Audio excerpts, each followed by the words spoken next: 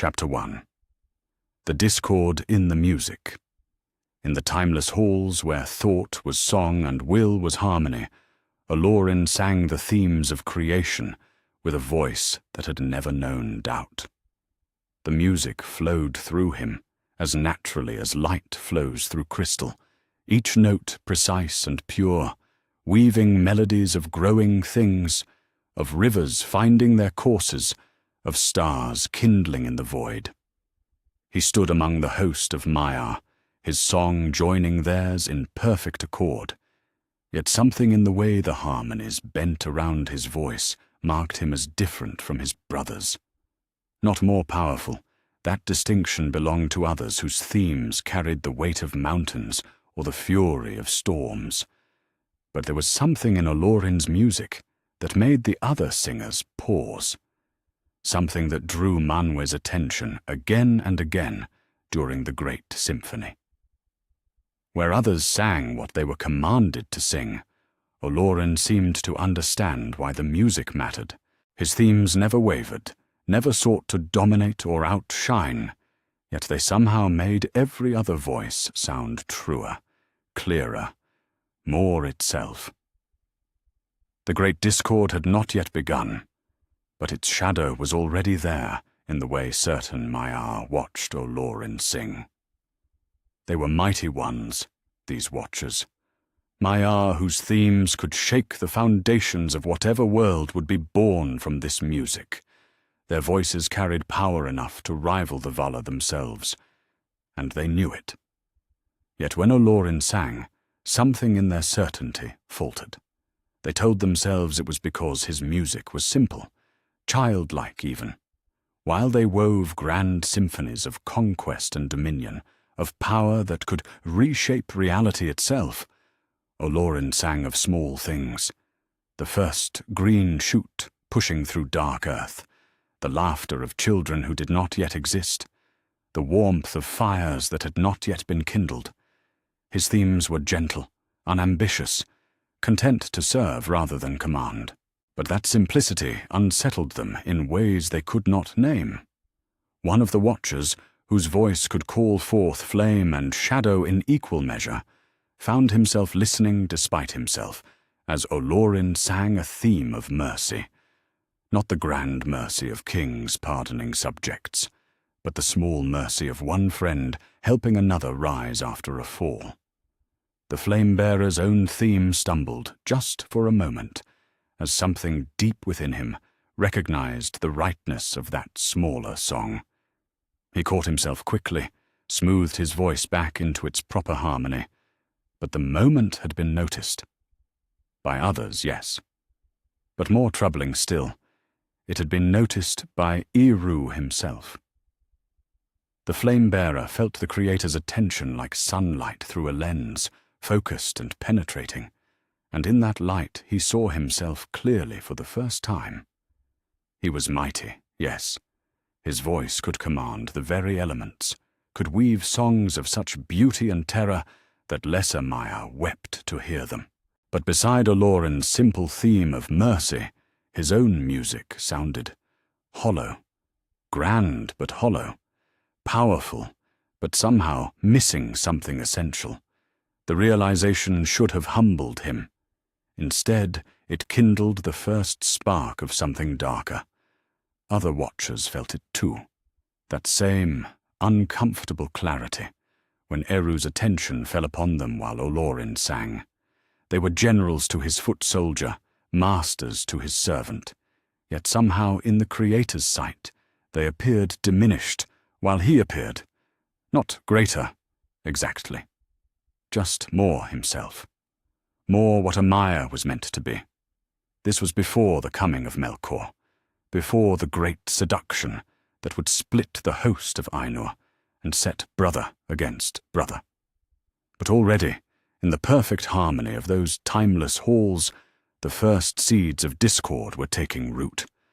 Not in Melkor's themes, those would come later, and with them the open rebellion that would shake creation itself. No. These seeds grew in quieter soil, the growing awareness among certain proud Maiar that Eru's favor rested not on the mighty, but on the humble. They began to watch Olorin more carefully, these future children of shadow and flame. They listened when he sang, studied the way his themes intertwined with the greater symphony, searched for some flaw that might explain their own discomfort. They found none. His music was flawless, not in the way that mechanical precision is flawless, but in the way that a bird's flight is flawless, utterly natural, utterly right, utterly without striving. And that was what they could not bear. When Melkor finally came, when his discord began to poison the great harmony, these watchers were ready to listen. Not because they believed in his vision of domination, not at first, but because in Melkor's rebellion they saw a way to resolve the unbearable tension that Olorin's presence created in them. If they could not match his favor with Eru, perhaps they could prove that favor meant nothing. If they could not sing with his selfless clarity, perhaps they could demonstrate that selflessness was weakness. Melkor offered them power, yes. But more than that, he offered them vindication. He promised that when creation was complete, when the music gave way to the physical world, strength would matter more than humility. Might would prove itself superior to mercy. The proud would take their rightful place above the meek, and Olorin's gentle themes would be revealed as the naive simplicities they surely were. They did not know, as they let discord creep into their songs, that they were already proving themselves wrong. Each note of rebellion, each harmony twisted toward selfish ends, diminished them in ways they could not perceive. The very act of turning away from the Creator's intended themes began to hollow them out from within, until they became echoes of what they had once been. Powerful echoes, terrible echoes, but echoes nonetheless. Olorin sang on, unchanged. If he noticed the growing darkness in his brother's music, he gave no sign. His themes remained constant, small acts of kindness, quiet courage, the faithful tending of whatever was placed in his care. But those who listened closely might have heard something new creeping into his melodies. Not discord, never that, but a kind of sad watchfulness. As if he understood, even then, that some of those who stood beside him now would one day stand against him. And perhaps some part of him already knew that when that day came, they would fear him not because he was stronger than they, but because he remained what they had chosen to abandon. In the growing discord of the music, as shadow began to weave itself through the themes of creation, the future Balrogs sang their first songs of corruption. But even as they embraced the darkness, even as they felt Melkor's promises filling the emptiness in their hearts, they could not escape the memory of how Eru's light had fallen on Olorin when he sang of mercy. That memory would follow them into whatever world this music would create. It would burn in them through all the ages of their rebellion, a small flame of recognition that no amount of shadow could fully extinguish. And when, in some distant future, one of them would face Olorin again on a bridge beneath the world, that memory would be the first note of their fear. But that was still to come. For now, there was only the music, glorious and terrible, pure and corrupt, creation and discord singing themselves toward whatever reality they would birth. And in the heart of it all, Olorin's voice, unchanged, unchanging, carrying within its simple themes the promise that no darkness, however deep, could ever fully overcome the light of Eru's love. The Watchers heard that promise, and it terrified them more than any threat ever could. Chapter 2. The Secret Fire's Servants. The music was reaching its crescendo when Eru made his choice, though the Watchers did not understand at first what they were witnessing. To them, it seemed merely another shift in the great symphony, a deepening of certain themes, a brightening of particular harmonies. But Olorin felt it immediately, a warmth that began in the center of his being and spread outward until every note he sang carried within it something beyond sound, beyond music, beyond even the harmony of the spheres, the secret fire. It was not a gift in the way the Watchers understood gifts, not an addition to what Olorin already possessed, but a recognition of what he had always been. Eru did not bestow the secret fire upon certain Maiar. He revealed that they had been shaped, from their very beginning, to carry it. The flame imperishable had been woven into their essence before the first note of the music had sounded, waiting only for this moment of recognition to kindle into conscious purpose. Olorin knew, with the sudden clarity that comes with divine revelation, that he was not alone in this calling. Other voices in the vast choir carried the same warm resonance now, the same undertone of creative fire that transformed ordinary harmony into something approaching the sacred. They were few, perhaps a dozen among all the host of Maiar, but their presence was unmistakable once recognized. Each sang with their own voice, their own themes, their own understanding, yet all bore the same fundamental truth. They were servants not merely of the Vala, but of creation itself. The Watchers felt the change immediately, though they could not name what they were sensing. Where before Olorin's music had simply been beautiful, now it carried an authority that made their own themes sound somehow smaller, not weaker. Their power remained formidable, their voices still capable of shaking the foundations of whatever reality would emerge from this symphony. But there was a quality to Olorin's song now that theirs could never match, no matter how they strained or reached or sought to exceed themselves. The difference was in the nature of what they carried. They were servants of the Valar, yes, mighty ones, chosen for their strength and their ability to command the forces of creation once the music gave birth to physical reality. But the secret fire was something else, entirely. It was not merely power. It was the power behind all other powers, the source from which even the Valar drew their strength. To be a servant of the secret fire was to stand one step closer to Eru himself, to carry within oneself a fragment of the original creative word that had spoken all things into potential existence. One of the Watchers, he who would later be known as the first among the Balrogs, though that dark title was still ages away, found himself studying Olorin's transformed music with something approaching desperation. He had always prided himself on his understanding of the cosmic order, his grasp of the hierarchies and relationships that governed the host of Ainur. But this revelation shattered his carefully constructed understanding of where he stood in the grand design. He was mighty, yes. In raw power, he might even exceed Olorin. His voice could command greater forces, weave more complex harmonies, impose his will upon the stuff of creation, with results that were both terrible and magnificent. But power, he was beginning to realize, was not the same as authority, and authority was not the same as legitimacy. And legitimacy came from the secret fire. The realization hit him like a physical blow, though in those timeless halls there were no bodies to feel pain. What he experienced was something far worse.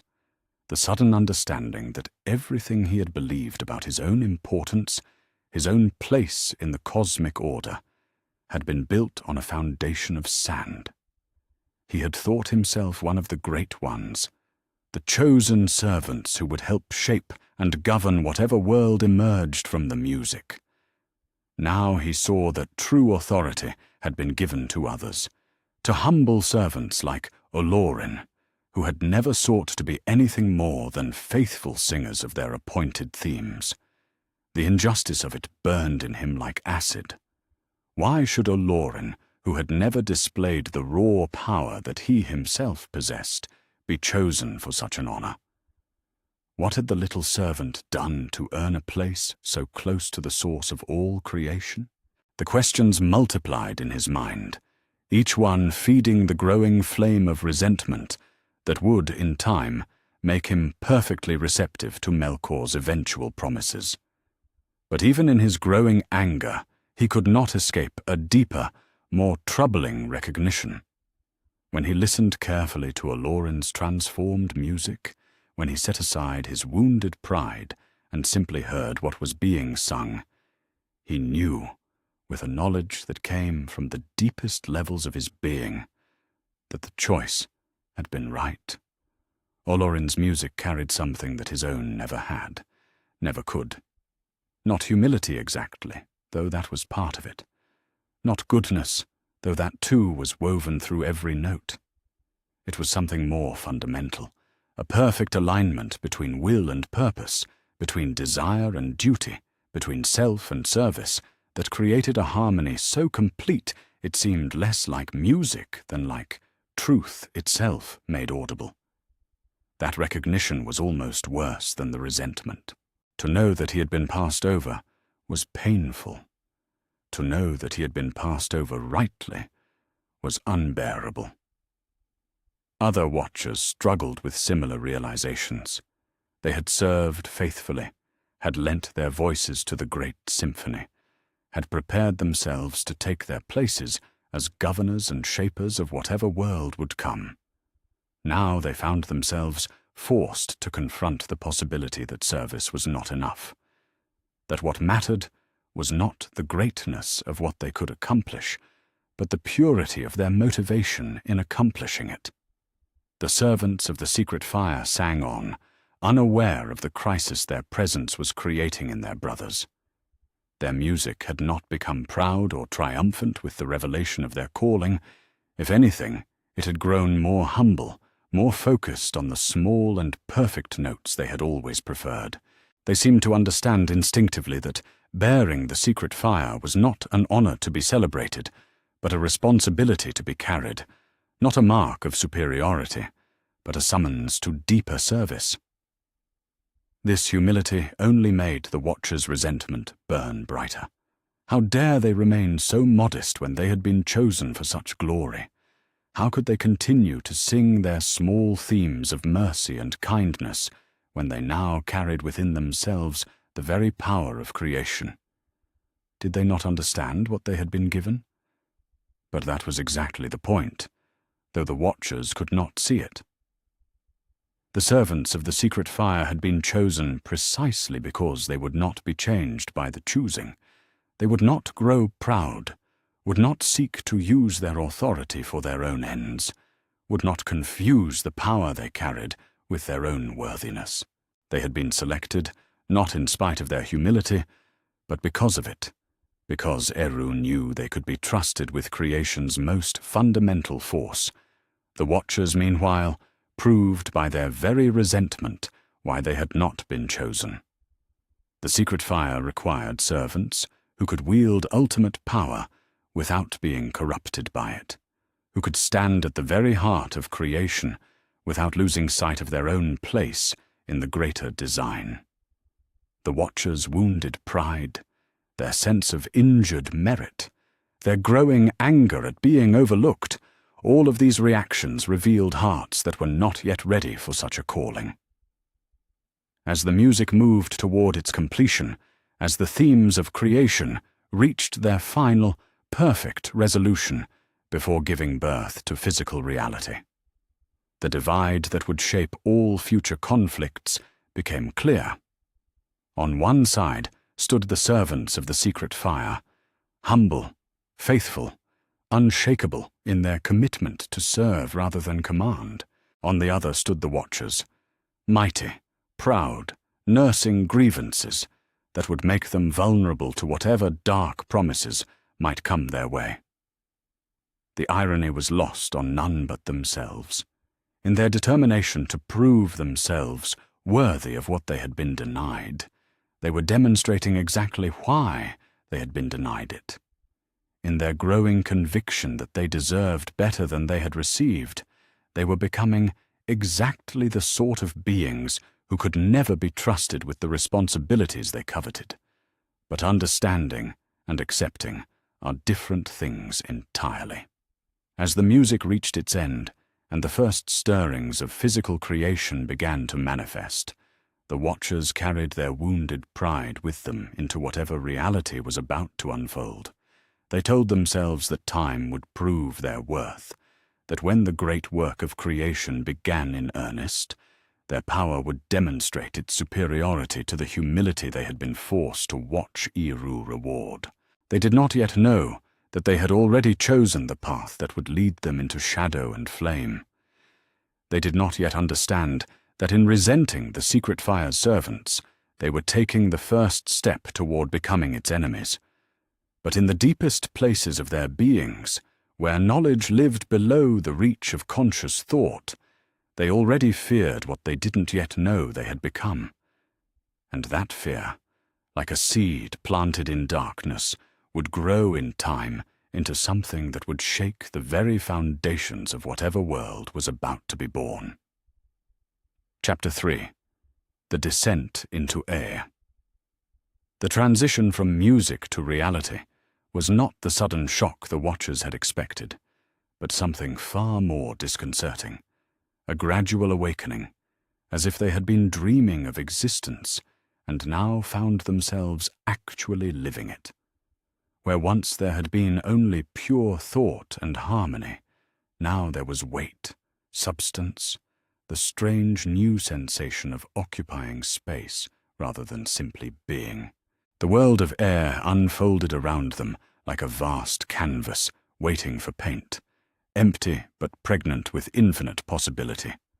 Olorin felt the change as a deepening rather than a diminishment.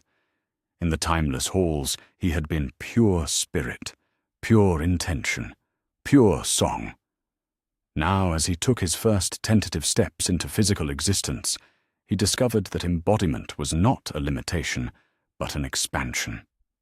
The secret fire within him, which had been a warm presence in the realm of music, now blazed with new purpose. Every rock he touched, every stream he guided into its bed, every breath of wind he helped to stir carried within it a fragment of that creative flame. He moved through the young world with Manwë and Varda, helping to lay the foundations of what would one day be called Arda. It was patient work, careful work, the kind of labor that required not grand gestures, but countless small acts of shaping, each one aligned with the greater vision that had emerged from the music. Olorin excelled at such tasks. Where others might grow bored with the minutiae of creation, he found infinite satisfaction in ensuring that each mountain found its proper height, each valley its proper depth, each star its proper place in the growing tapestry of the sky. The watchers, meanwhile, struggled with embodiment in ways that should have warned them of what they were becoming.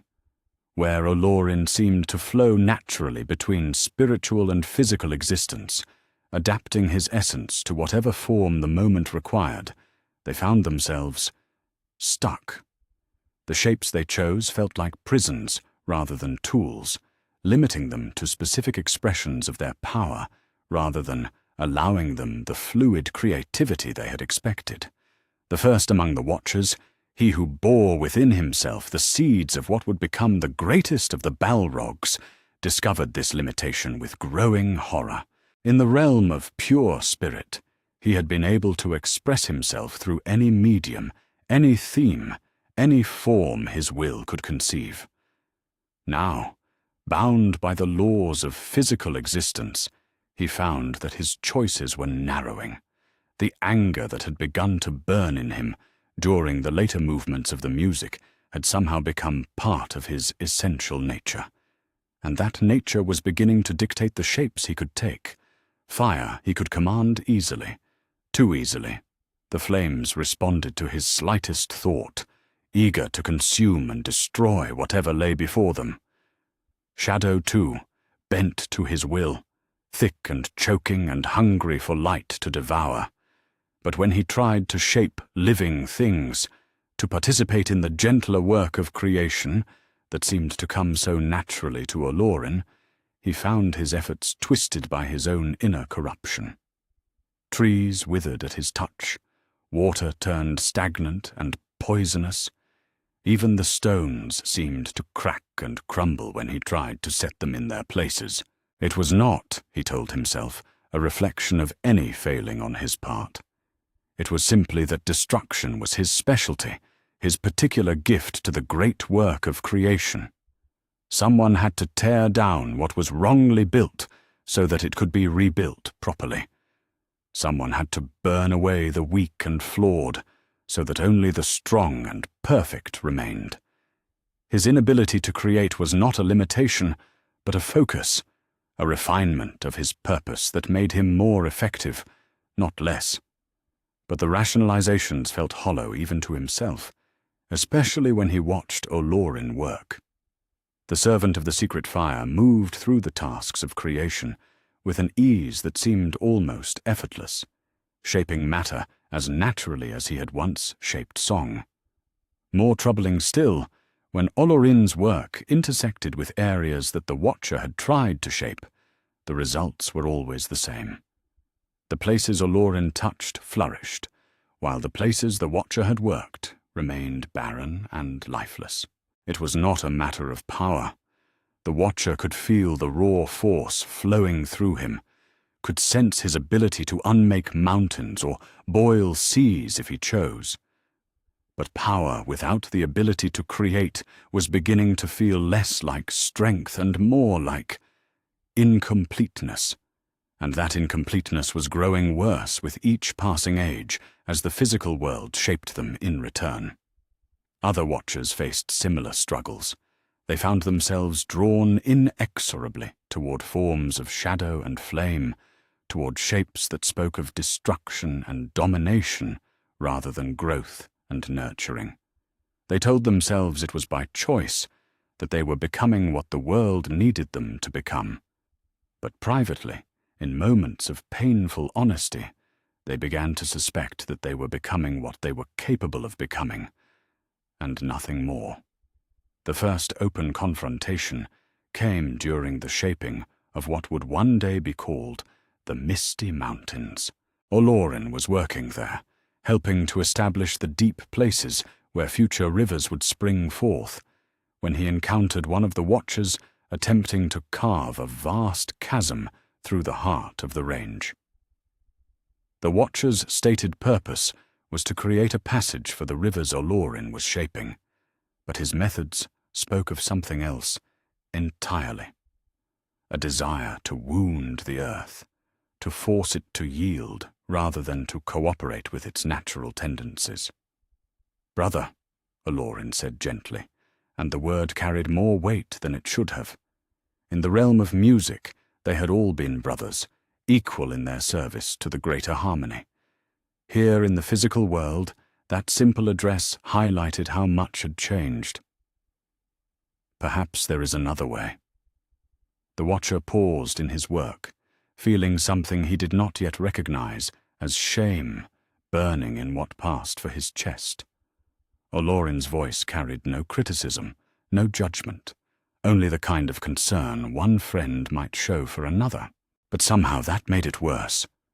The Watcher could feel the secret fire in Olorin's words, could sense the creative authority that allowed him to speak with such quiet confidence about another way.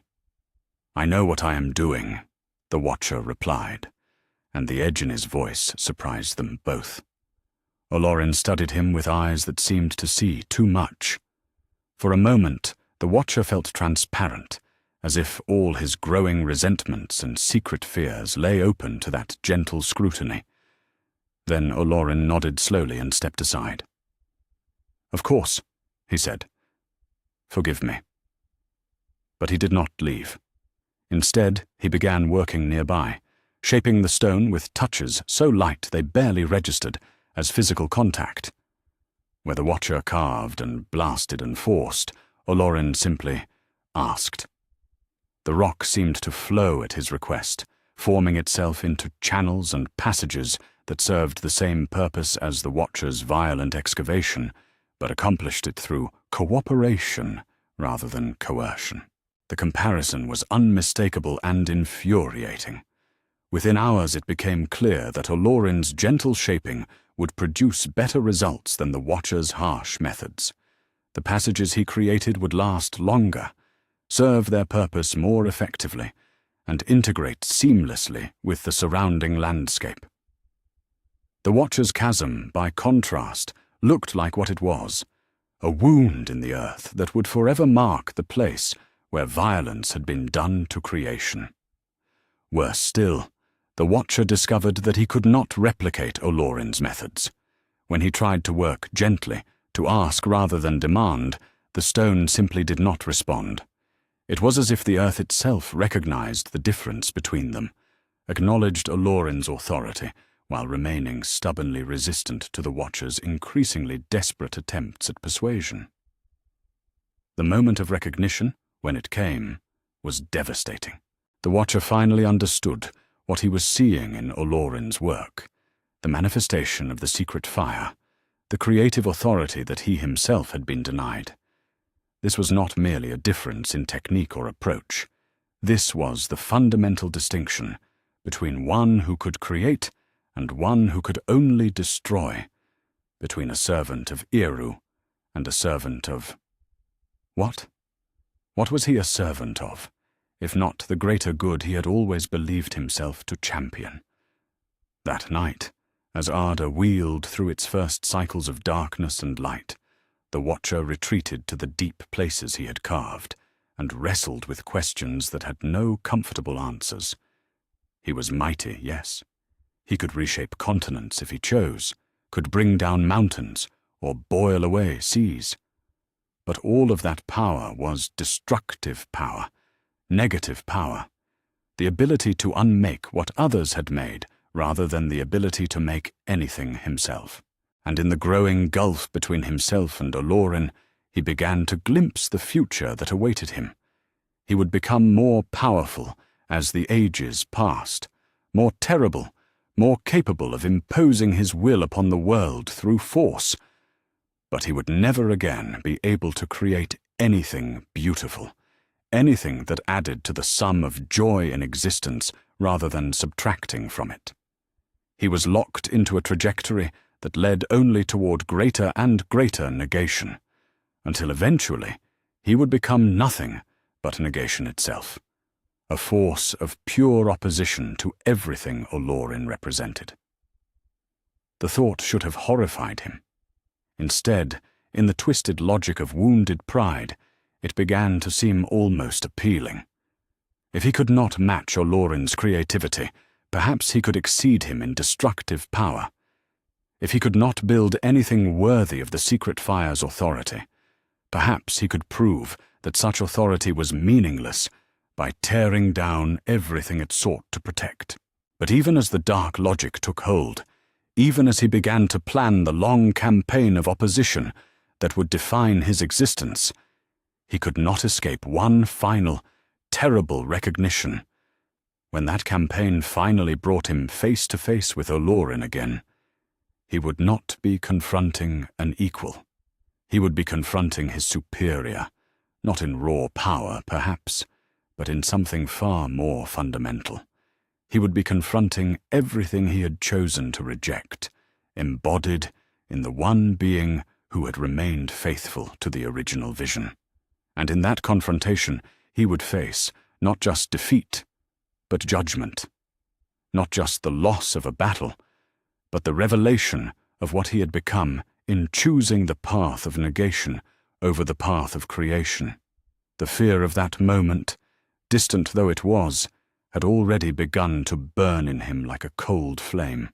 And with each passing age, as he sank deeper into corruption and shadow, that fear would grow until it became the defining truth of his existence. He was mighty, yes, but his might was borrowed, stolen, incomplete. Olorin's power came from the source of all power itself, and sources, as every servant of Shadow would eventually learn, could not be defeated by their derivatives, only approached in trembling, terrible recognition of what they had lost in choosing to turn away from the light. Chapter 4. The wars of Beleriand ages had passed since the shaping of Arda, and the Watcher who had struggled with stone and stream had become something else entirely. Gothmog, Lord of Balrogs, was what Morgoth called him now, a title that should have brought pride, but instead felt like a confession of what he had lost.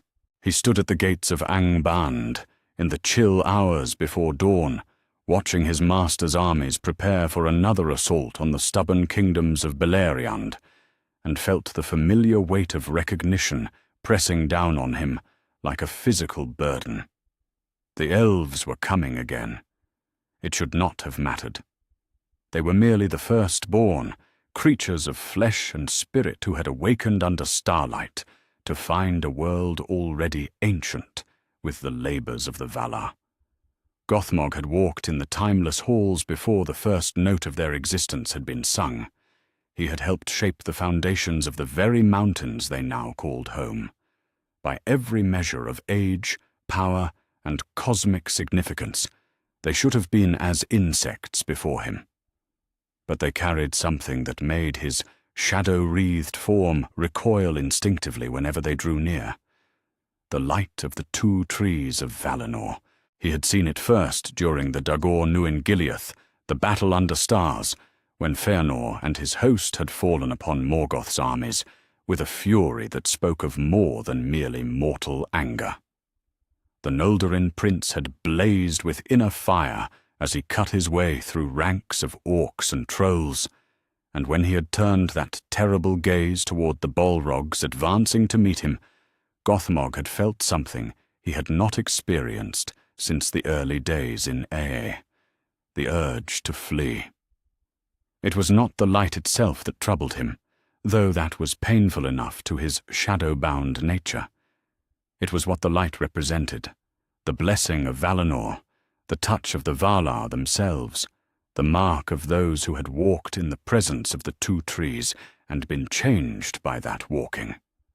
These elves carried within themselves a fragment of the same divine authority that had once made Olorin so troubling to contemplate, and that fragment blazed like a beacon calling down judgment from the heights of heaven. Fëanor had died in that battle, consumed by his own intensity and the wounds inflicted by Balrog whips. But his light had not died with him. Gothmog had watched it pass like an inheritance to his sons, to his followers, to every elf who had stood in the presence of the two trees and drunk deep of their radiance. The light lived on in weapons and jewelry, in the very air around certain of the elven lords, and most terrible of all, in the three jewels that held the tree's mingled essence captive within crystalline perfection, the Silmarils. Even the name made something deep within Gothmog's corrupted essence writhe in recognition. He had never seen them directly. Morgoth guarded them jealously in the depths of Angband, and Gothmog was careful never to venture too close to those particular vaults. But he had felt their presence, had sensed the way they made the very darkness around them seem thin and inadequate, as if reality itself was struggling to contain such concentrated purity. They are only gems, he told himself, in the moments when doubt crept into his thoughts, like water finding cracks in stone. Bright baubles that shine with borrowed light. When we have crushed their makers and scattered their armies, we will crack them open and let their fire die like candle flames in a hurricane. But the words felt hollow, even as he spoke them, and they became harder to believe with each passing battle. The elves did not fight like beings defending mere treasure. They fought like beings defending the physical manifestation of everything they held sacred, and their fury was backed by a power that seemed to flow from some inexhaustible source beyond the physical world. It was during the siege of Hithlum that Gothmog first encountered one of the Eldar who carried that power in its most concentrated form. Fingolfin himself, High King of the Noldor, had come to break the siege with a company of his greatest warriors. Gothmog had led 100 lesser Balrogs against them, confident that mere elven steel could not stand against the weapons of shadow and flame that had been forged in the deepest fires of Angband. The battle had lasted 3 days, and by the end of it, only a dozen of the Balrogs remained. Fingolfin's blade, Ringul, had cut through their shadows like starlight through smoke, and each stroke had carried with it the weight of absolute authority. Not the borrowed power of Morgoth's gifts, but something that spoke of origins that predated corruption itself. Gothmog himself had barely escaped, and only then because Fingolfin had chosen mercy over vengeance when the Balrog lord lay broken at his feet. The Elven King had looked down at him with eyes that held depths of sorrow deeper than the foundations of the world, and in that gaze Gothmog had seen his own future written in lines of fire, eternal opposition to something he could never defeat, endless conflict with forces that drew their strength from wells he could no longer access. "I know what you were," Fingolfin had said quietly, his voice carrying across the blood-soaked battlefield. "And I know what you chose to become. The choice can still be unmade, if you have the courage for it." The offer had shaken Gothmog more than any weapon could have. For a moment, just a moment, he had felt the possibility of redemption hovering before him like a door standing ajar. But the corruption had sunk too deep into his essence by then. When he tried to imagine accepting that offer, tried to picture laying down his hatred and acknowledging the justice of his defeat, he found only emptiness where his capacity for humility had once lived. So he had fled, trailing shadows and shame in equal measure, and had never again faced Fingolfin in direct combat. The High King's eventual fate, challenging Morgoth himself to single combat at the gates of Angband, had filled Gothmog with an emotion that was equal parts awe and terror. Even in death, even crushed beneath the Dark Lord's might, Fingolfin had blazed with such righteous fury that the very ground where he fell had become consecrated, a place where evil things could not walk without feeling the weight of divine judgment pressing down upon them. The pattern had repeated itself in every major battle of the war. At the Nirnaeth Arnoediad, the battle of unnumbered tears, Gothmog had led the final charge that broke the Union of Medros and scattered the hopes of elves and men alike. Victory should have tasted sweet, but even in triumph he had felt the presence of those who carried the inner light, Huor and Hurin, standing back to back against impossible odds, Gil-galad rallying the survivors with a voice that rang like silver bells, Glorfindel's golden hair streaming like a banner as he carved a path through the ranks of orcs to rescue the wounded. Each of them had carried within themselves a fragment of the same authority that had once made Olorin so troubling to contemplate. Not the secret fire itself, that was still reserved for the chosen servants of Eru, but something related to it, something that spoke of purpose and meaning and service to causes greater than themselves. Against such opponents, victory felt less like triumph and more like postponement. The truth that Gothmog refused to acknowledge, even to himself, was growing harder to deny with each passing century. The Balrogs were not winning this war. They were merely prolonging it. Every apparent victory only served to reveal new depths of courage and determination in their enemies, new wellsprings of power that seemed to flow from inexhaustible sources. Meanwhile, Gothmog could feel his own forces diminishing, not just in number, but in fundamental vitality. The corruption that gave them their terrible strength was also eating away at their ability to regenerate, to adapt, to grow beyond what they had chosen to become. It was a lesson written in the fate of every Balrog who fell to an elven blade. They did not die cleanly, as mortals did, returning their essence to whatever source had given them life.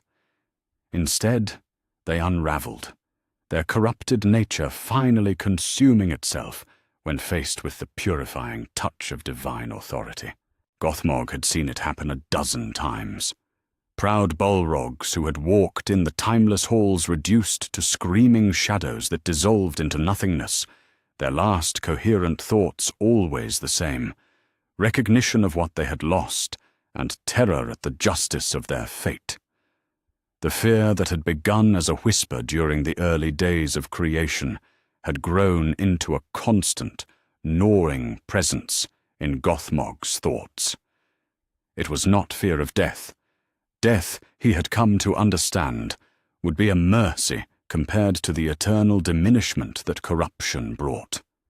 It was fear of judgment, fear of being seen clearly by eyes that remembered what he had once been and understood exactly how far he had fallen. And that fear reached its crescendo when the messengers brought word from the fell beasts that served as Morgoth's eyes. Gondolin had been found.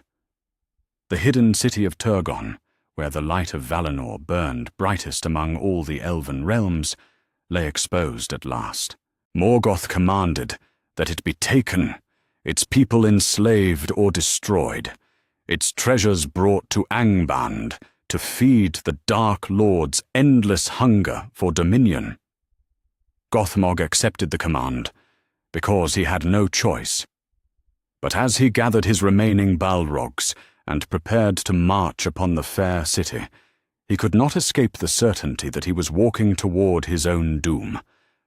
Gondolin was more than just another elven stronghold. It was a place where the light of the two trees had been preserved and concentrated, where beings dwelt who carried within themselves the very essence of divine authority. When he met them in battle, he would not be facing mere opponents. He would be facing judgment itself, embodied in flesh and armed with the righteous fury of those who served causes greater than themselves. And in that meeting, the fear that had haunted him since the first discord in the music would finally be revealed for what it truly was: the recognition of his own inevitable defeat, written in the fundamental laws that governed the relationship between creation and corruption. The march to Gondolin began at midnight, under stars that seemed to mock the darkness of his host with their distant, untouchable purity. As Gothmog led his Balrogs through the secret passes of the encircling mountains, he carried with him the weight of ages of accumulated dread, and the growing certainty that this battle would be his last. Chapter 5. The Hidden Years in Moria. The roots of the mountain ran deeper than memory, deeper than the first songs that had shaped them from the discord of creation. In chambers that had never known sunlight, where the very stones whispered of ages beyond counting, the last of the great Balrogs made its lair and called it Sanctuary. Here, in the deepest foundations of what the dwarves above named Khazad-dûm, Durin's Bane wrapped itself in shadow and flame and tried to forget that it had ever been anything else. The War of Wrath had ended the First Age with a finality that still echoed in the surviving Balrog's dreams. Gothmog was gone, unmade by Ecthelion's blade in the ruin of Gondolin.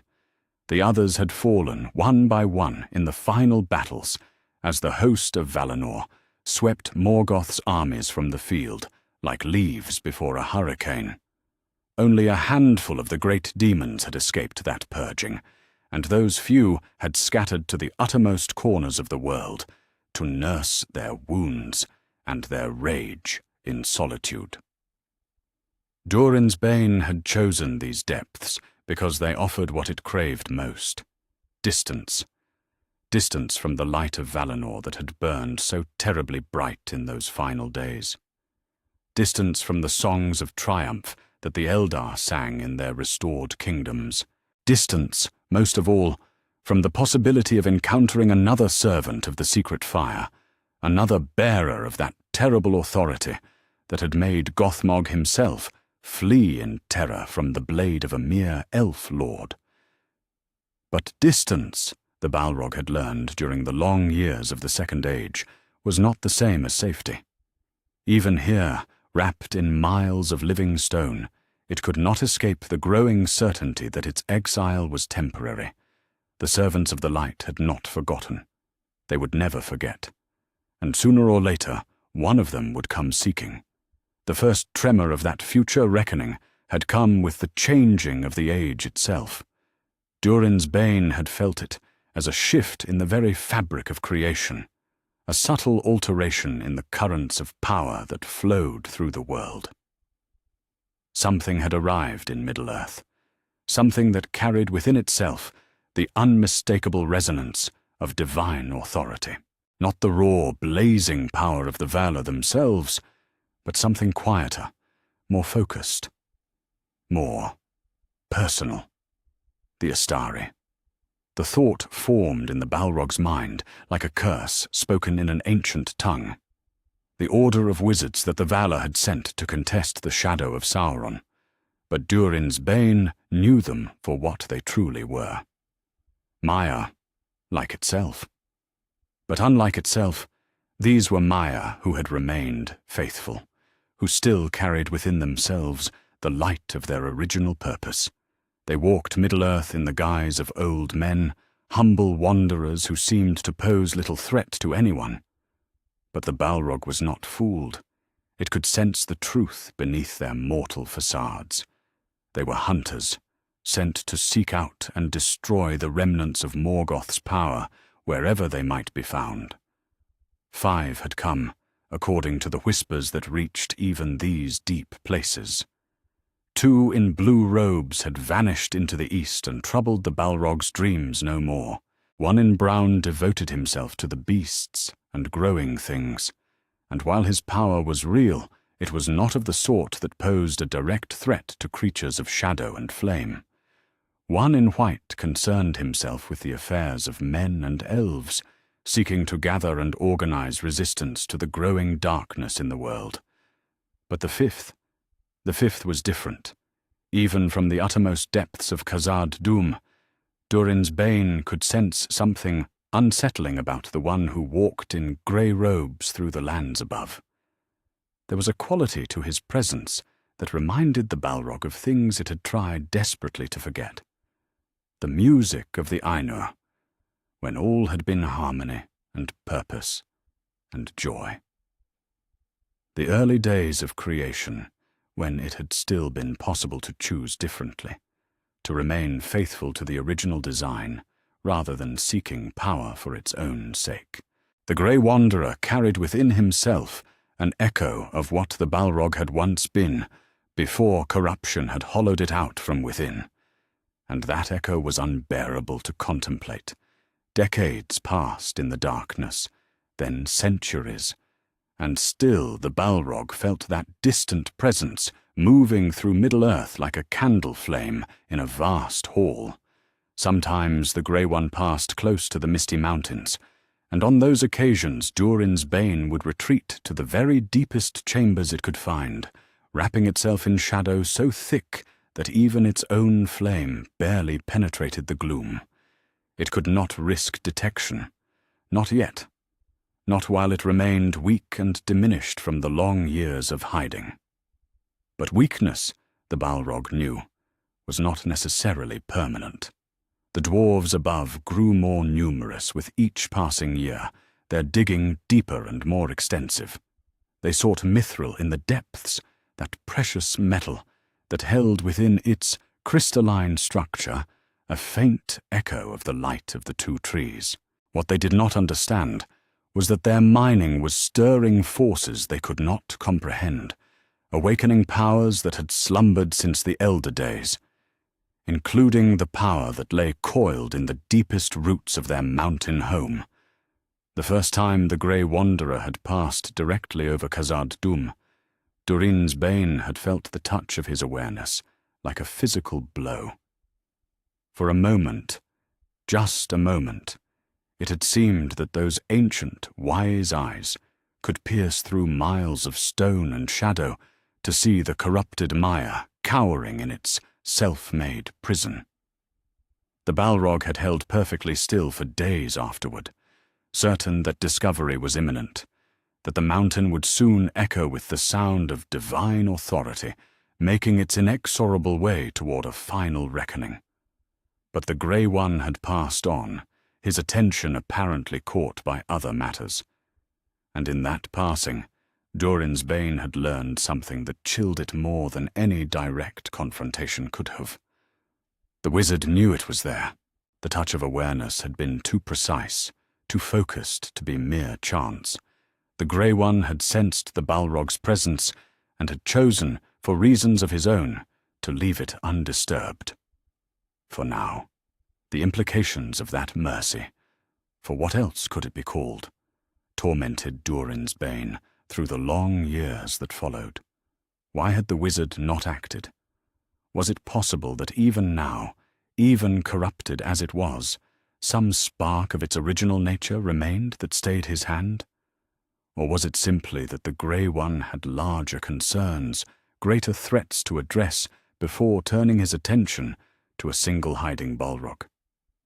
The uncertainty was almost worse than open confrontation would have been. At least in battle, the outcome would be decided quickly. This endless waiting, this constant awareness of being known and watched and judged from afar, ground away at the Balrog's will like water wearing down stone. Every year that passed without discovery brought not relief but greater dread, for it meant that when the reckoning finally came, it would come at a time and place of the wizard's choosing, not its own. Reports filtered down from the upper levels of Khazad-dûm, carried by the very stones themselves, which seemed eager to whisper news of the world above to any who knew how to listen. The Grey Wanderer was gaining renown among the free peoples of Middle-earth. They called him Gandalf, Mithrandir, the Grey Pilgrim, and a dozen other names that spoke of respect and affection. They told tales of his wisdom, his power, his willingness to stand against darkness wherever it might be found. But Durin's Bane heard different truths in those same tales. It heard the authority of one who served the secret fire, the patient inevitability of divine justice working its will through mortal affairs.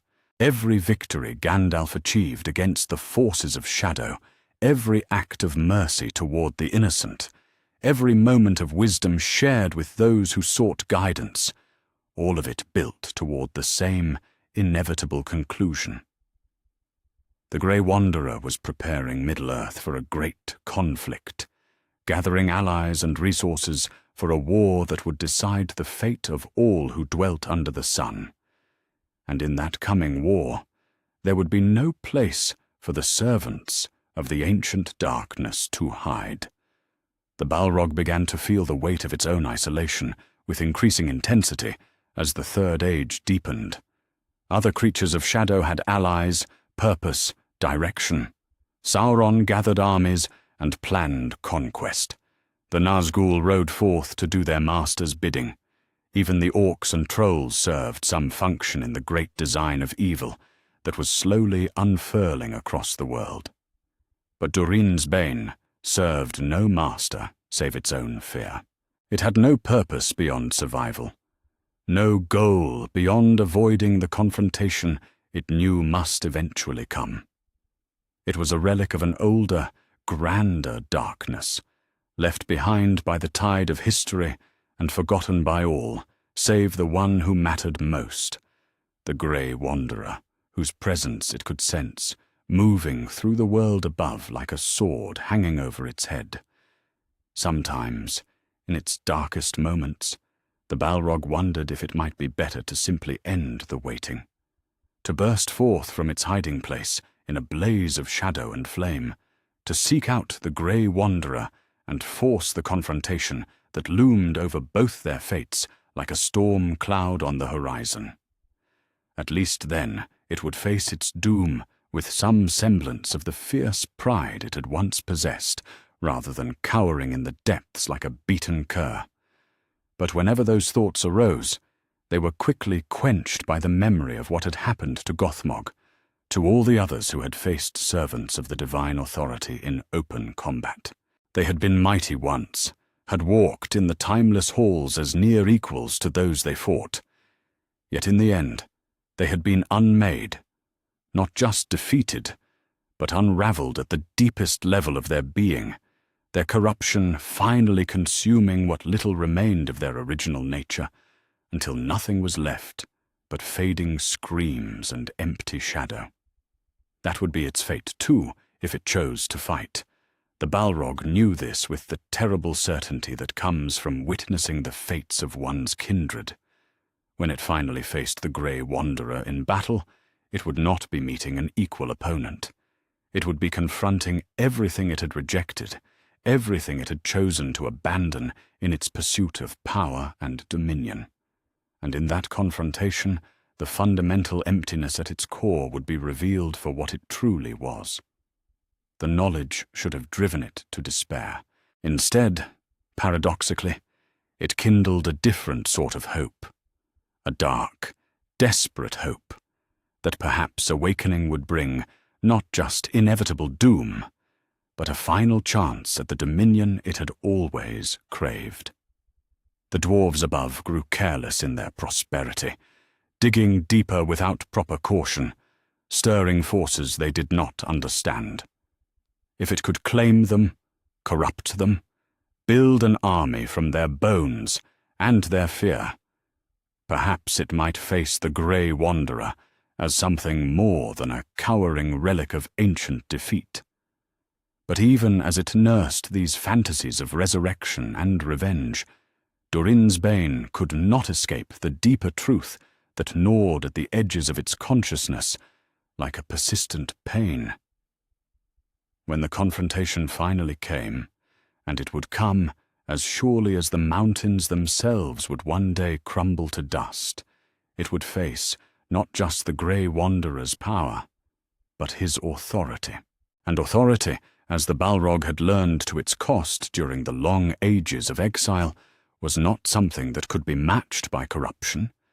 It could only be judged by it.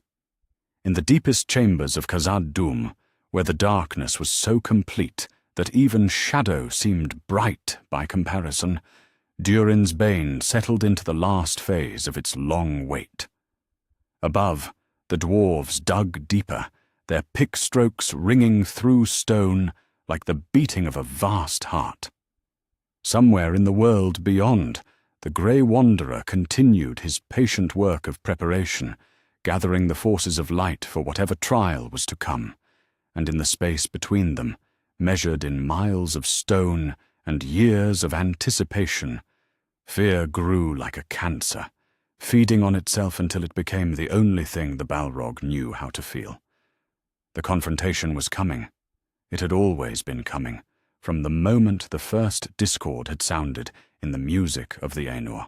And when it arrived, it would bring with it not just the end of Durin's Bane's long exile, but the final reckoning for choices made in the timeless halls before the world was young.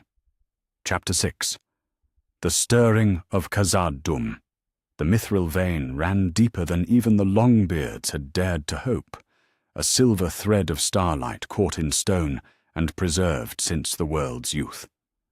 For 3 ages, King Durin VI had watched his people follow that precious seam downward, their picks and hammers singing against rock in rhythms that had grown familiar as heartbeats.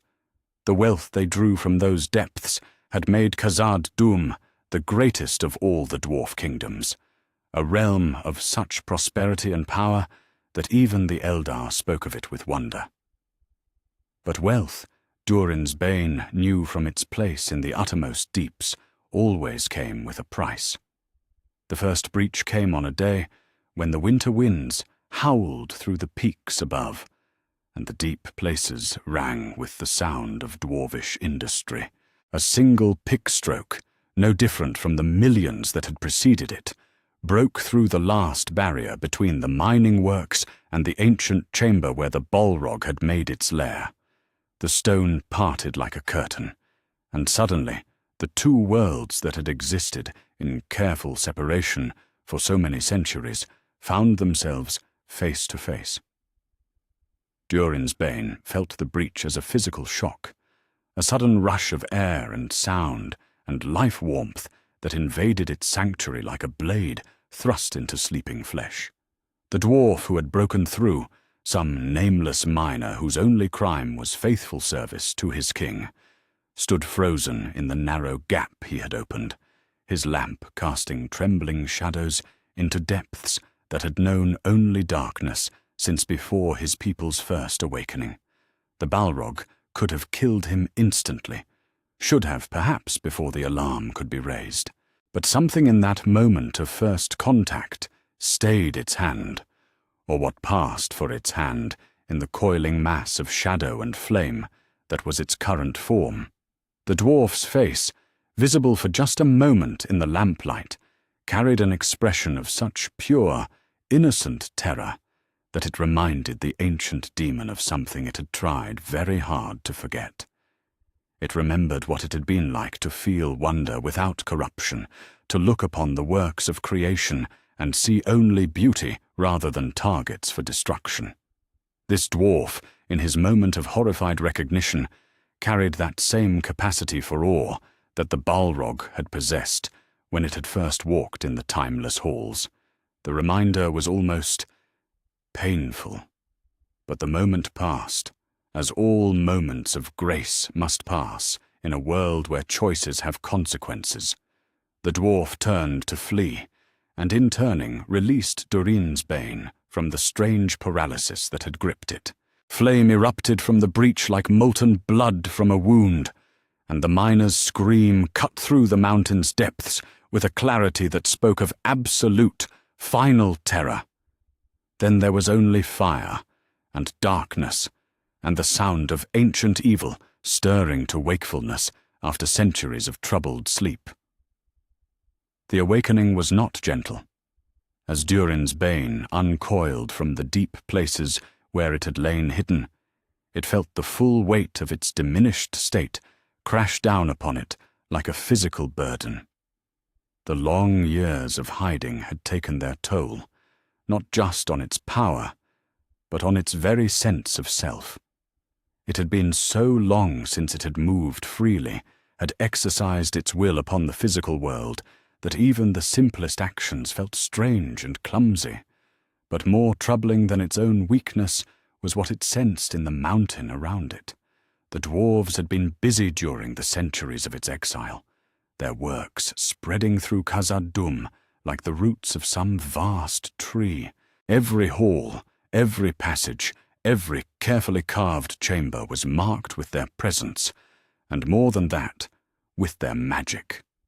Dwarf magic was different from the power that flowed through elves or wizards. It was bound to stone and metal, to the patient work of hands that shaped beauty from raw earth. It carried within itself an echo of the same creative authority that had once made Olorin so troubling to contemplate, though focused through mortal craft rather than divine calling. And now, after centuries of careful building and delicate enchantment, the entire mountain resonated with that magic like a bell that had been struck and set ringing. Durin's Bane felt that resonance as a constant, gnawing pressure against its corrupted essence.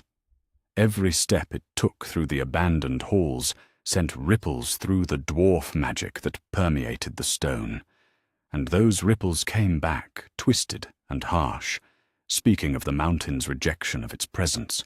Khazad-dûm itself had become hostile to the ancient evil that dwelt within it, its very stones turned into instruments of resistance by the faithful labor of its builders. The Balrog's rage at this discovery burned hotter than its flame.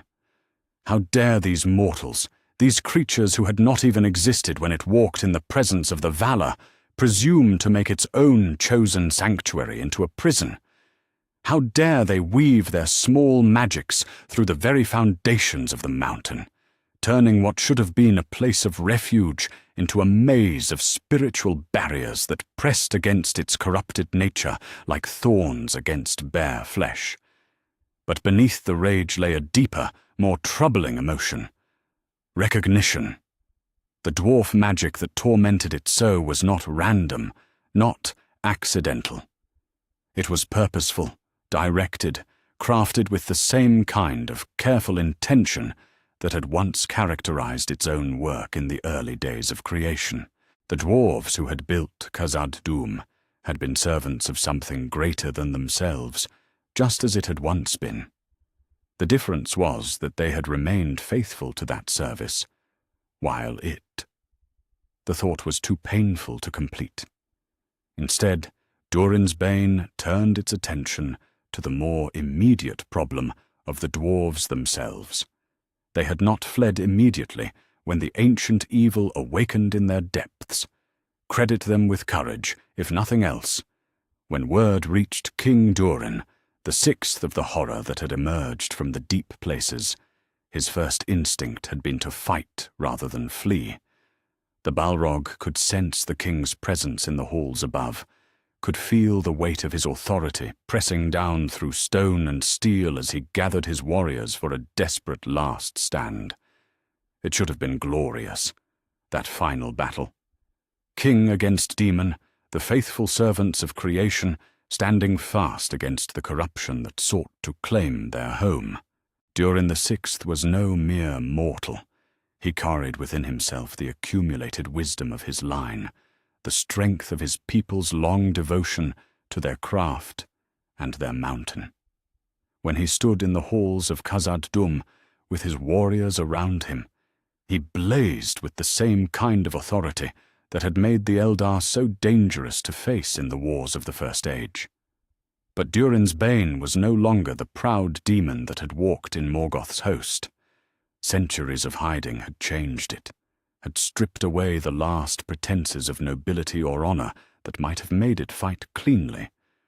When it rose through the levels of Khazad-dûm to face the king, it came not as a warrior seeking worthy battle, but as a thing of pure corruption, seeking only to destroy what was beautiful and good in the world.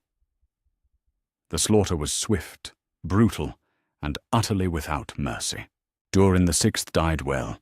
His axe took pieces from the Balrog's shadow form before the end, and his final cry rang through the mountain with a defiance that would be remembered in song for as long as dwarves drew breath.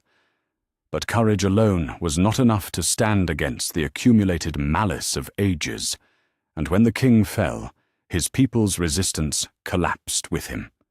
Yet even in victory, Durin's Bane found no satisfaction. The mountain that had once rung with song and laughter, and the honest sound of productive labor, now echoed with emptiness. The dwarves who survived the massacre fled into the upper reaches, and then beyond, abandoning the halls their ancestors had carved with such loving care. The silence they left behind was not peaceful, but hollow, the silence of a place that had lost its purpose and its soul. And in that hollow silence, as the Balrog established its dominion over the empty halls of Khazad-dûm, it felt a presence approaching from the world above that made its flame gutter and its shadow writhe with instinctive terror. The Grey Wanderer was coming. Durin's Bane had felt Gandalf's distant presence many times over the centuries. But this was different. This was not the casual awareness of a passing traveler, but the focused attention of one who came with purpose. The wizard was not alone. Other presences accompanied him, smaller and more mortal, but touched with their own kinds of authority and power. Together they approached through the winter wastes, and with each step they took toward the gates of Moria. The Balrog felt the weight of inevitability pressing down upon it like a mountain of its own. The creature's first instinct was to flee, to retreat once again into the deepest places and wait for the danger to pass. But where could it go? The upper reaches of Khazad-dûm were still tainted with dwarf magic that burned against its corrupted essence. The lower reaches held only the memories of its long exile and the growing certainty that hiding was no longer possible. And beyond the mountain lay a world where servants of the secret fire walked freely, where the very air itself seemed to vibrate with the approach of some great reckoning. No, there was nowhere left to run. The confrontation that had been building for centuries, perhaps for millennia, was finally at hand. Durin's Bane tried to tell itself that this was what it wanted, a chance at last to test its power against one of the faithful, to prove that corruption could triumph over purity if it fought with sufficient cunning and rage. But the lie crumbled even as it formed. What the Balrog truly felt, in the deepest places of its diminished soul, was not anticipation, but terror. Terror of recognition, terror of judgment, terror of finally facing, in the Grey Wanderer's ancient eyes, the truth of what it had chosen to become. The Fellowship, for that was what Gandalf's companions were, though the Balrog did not yet understand the full significance of their mission, drew closer with each passing hour. Through the stone beneath their feet, through the very foundations of reality itself, Durin's Bane could feel the approach of forces that had been set in motion by powers beyond its comprehension. This was not chance that brought them to Moria's gates. This was providence, the working of that same divine will that had shaped the music of the Ainur and set the patterns by which all stories must ultimately unfold. And in those patterns the Balrog began to see its own fate was already written. Not in the crude sense of predestination, but in the deeper logic that governed the relationship between choices and consequences. It had chosen corruption over faithfulness, self-service over submission to the greater good. Now it would face one who had chosen differently, and in that facing would discover what those different choices had ultimately created. The Grey Wanderer carried within himself the authority of one who served the secret fire. Durin's Bane carried within itself only the accumulated weight of its own failures and the growing certainty that those failures had marked it for destruction. Still the Fellowship approached, and still the Balrog waited, trapped between the horror of confrontation and the impossibility of escape. In the halls of Khazad-dûm, where shadows danced with flame and emptiness sang its hollow song, the final act of a drama that had begun before the world was made prepared to unfold. And in the heart of that ancient evil, where something that might once have been called a soul still flickered with the last embers of its original nature, fear grew like a cancer, feeding on itself until it became indistinguishable from the corruption that had spawned it. The Grey Wanderer was coming, and with him would come judgment. After so many centuries of hiding, Durin's Bane was finally ready to discover what it meant to be afraid. Chapter 7. The Approach to Khazad-dûm. The winter wind that swept down from the Redhorn Pass carried with it more than just the bitter promise of snow. As Gandalf stood at the edge of the misty mountains, with the Fellowship gathered around him, his weathered face turned toward the hidden entrance to Moria, he felt something else in that wind, a whisper of recognition that made the secret fire within him stir uneasily. Shadow and flame. The words formed in his mind unbidden, carrying with them the weight of ancient memory and deeper dread. Somewhere in the darkness beneath the mountain, something that had once walked in the timeless halls was waiting. Something that remembered him, as he remembered it. "We cannot pass over the mountain," Aragorn was saying, his voice cutting through Gandalf's growing preoccupation. "Let us go under it." Let us go through the mines of Moria." The word struck Gandalf like a physical blow, though he was careful not to let his dismay show on his face. Of all the paths that circumstances might have forced upon them, this was the one he had hoped most to avoid. The Grey Pilgrim had passed near these mountains many times over the long centuries, and each time he had felt that same troubling presence stirring in the depths. He had known, with the terrible certainty that comes from sharing a nature with one's enemies, that eventually their paths would cross. But he had hoped, foolishly perhaps, that the confrontation might be delayed until the greater burden of the ring had been discharged. Now it seemed Providence had other plans. "Let the ring-bearer decide," Gandalf said quietly, though every instinct screamed against giving voice to the choice.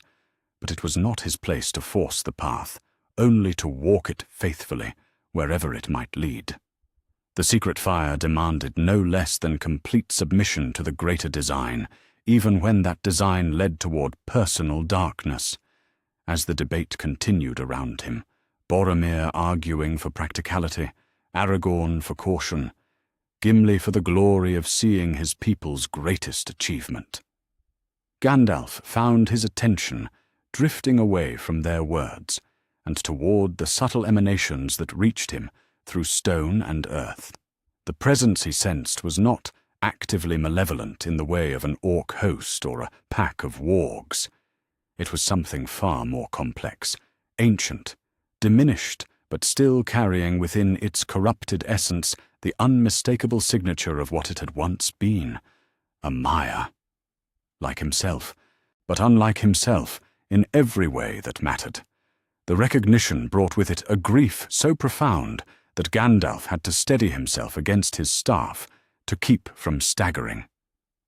In the early days of creation, before the discord, before the fall, they had been brothers in truth. They had sung in the same chorus, had served the same masters, had labored together in the patient work of shaping reality from the raw stuff of possibility. The being that now cowered in Moria's depths had once possessed the same capacity for wonder, for joy, for the selfless service that was the highest calling of their kind. But that capacity was gone now, burned away by centuries of corruption, until only a hollow shell remained, a shell filled with nothing but rage and fear, and the bitter memory of what had been lost. The transformation was so complete, so devastating, that looking upon it, even from a distance, felt like watching a beloved friend's corpse animate itself through sheer malice. Yet it was still, at its core, a Maya, still capable of powers that mortal weapons could not touch, still possessed of knowledge that spanned the ages, still bound by the fundamental laws that governed the relationship between creation and corruption. And that meant the confrontation that was building between them would be more than just a battle between opponents of roughly equal strength. It would be a judgment. Frodo's voice cut through Gandalf's dark meditation. "I will go through Moria." The hobbit's tone was quiet but resolute, carrying within it the same quality of determined sacrifice that had marked him from the beginning of this quest. Gandalf looked down at the small figure and felt his heart contract with something that was equal parts pride and sorrow. The ring-bearer had made his choice, and like all choices in these latter days, it would carry consequences far beyond what any of them could foresee. "So be it," Gandalf said, though the words tasted like ashes in his mouth. "But I will not lead this company blindly into the dark. We go warily, and we go prepared for whatever may await us in the depths." The approach to the hidden door took the better part of the afternoon, and with each step toward Moria's threshold, Gandalf felt the presence in the depths growing stronger, more focused. It knew they were coming. Of course it knew. The same sensitivity that allowed him to sense its corruption would alert it to his approach with far greater clarity. By now it would be fully aware that a servant of the secret fire walked the halls above its lair, and it would be making its own preparations for the encounter that neither of them could now avoid. But what preparations could corruption make against purity? What strategies could diminished shadow employ against the authority of creation itself? The being in the depths was mighty still. Gandalf did not underestimate the power that ages of malice could accumulate. But power without purpose was merely destruction, and destruction, no matter how terrible, could not stand against the force that had spoken all things into being. The door to Moria, when they finally found it, stood open like a wound in the mountain's face. The threshold was marked with the signs of hasty departure, scattered belongings, a few dark stains that might have been blood, the lingering echo of terror that seemed to hang in the very air. Whatever had driven the dwarves from their ancestral home had done so with swift and terrible efficiency. "I do not like this," Gandalf murmured, as he studied the abandoned entrance. But like and dislike were luxuries he could not afford. The secret fire demanded that he walk whatever path led toward the completion of his mission, regardless of the personal cost. And if that path led through the domain of a corrupted kinsman, then he would walk it with the same faithful determination that had carried him through all the long years of his service. As the fellowship passed through the doorway and into the darkness beyond, Gandalf felt the weight of ancient stone settling around them like a shroud. The halls of Khazad-dûm had been built with love and skill, each carved pillar and carefully fitted stone a testament to the dwarves' devotion to their craft. But now those same halls resonated with a different energy, the psychic echo of massacre, abandonment, and the presence of something that had no right to dwell in places made for living, breathing, hoping creatures. The corruption was not merely present, it was pervasive. It had seeped into the very stones like poison into a wound, tainting the noble architecture with something that made Gandalf's enhanced senses recoil in instinctive disgust. Everywhere he looked, he could see the signs of a malevolent intelligence at work, not the random destruction that orcs might have wrought, but the deliberate, calculated defacement that spoke of deep and personal hatred for everything beautiful and good. This was what his brother had become, a force of pure negation, capable only of destroying what others had built, corrupting what others had blessed, bringing despair to places where joy had once flourished. The transformation was so complete that Gandalf found it difficult to remember what the being in the depths had been like before the fall. All that remained was the echo of corruption, the shadow of a shadow, the absence where something luminous had once existed. As they moved deeper into the mountain, following the path that inexorable logic dictated they must take, Gandalf began his own preparations for what was to come. Not the physical preparations of checking his staff or ensuring his sword was loose in its sheath. Those were important, but secondary. The real preparation was spiritual, the careful gathering of the secret fire's authority until it blazed within him like a beacon that no shadow could extinguish. He was not calling upon power in the crude sense that a warrior might invoke his strength before battle. The secret fire was not a weapon to be wielded, but an authority to be exercised, the fundamental creative force that had spoken reality into existence and continued to sustain it against all the forces that would drag it back into chaos. To serve as its vessel required not anger or determination, but perfect alignment with its will, complete surrender to its purpose, absolute faith in its ultimate triumph over every form of corruption and decay. The process was both exhilarating and humbling. As the secret fire kindled more brightly within him, Gandalf felt his own identity becoming both more and less than it had been. More, because he was serving as a conduit for the power that underlay all creation. Less, because his individual will was subsumed entirely into that greater purpose.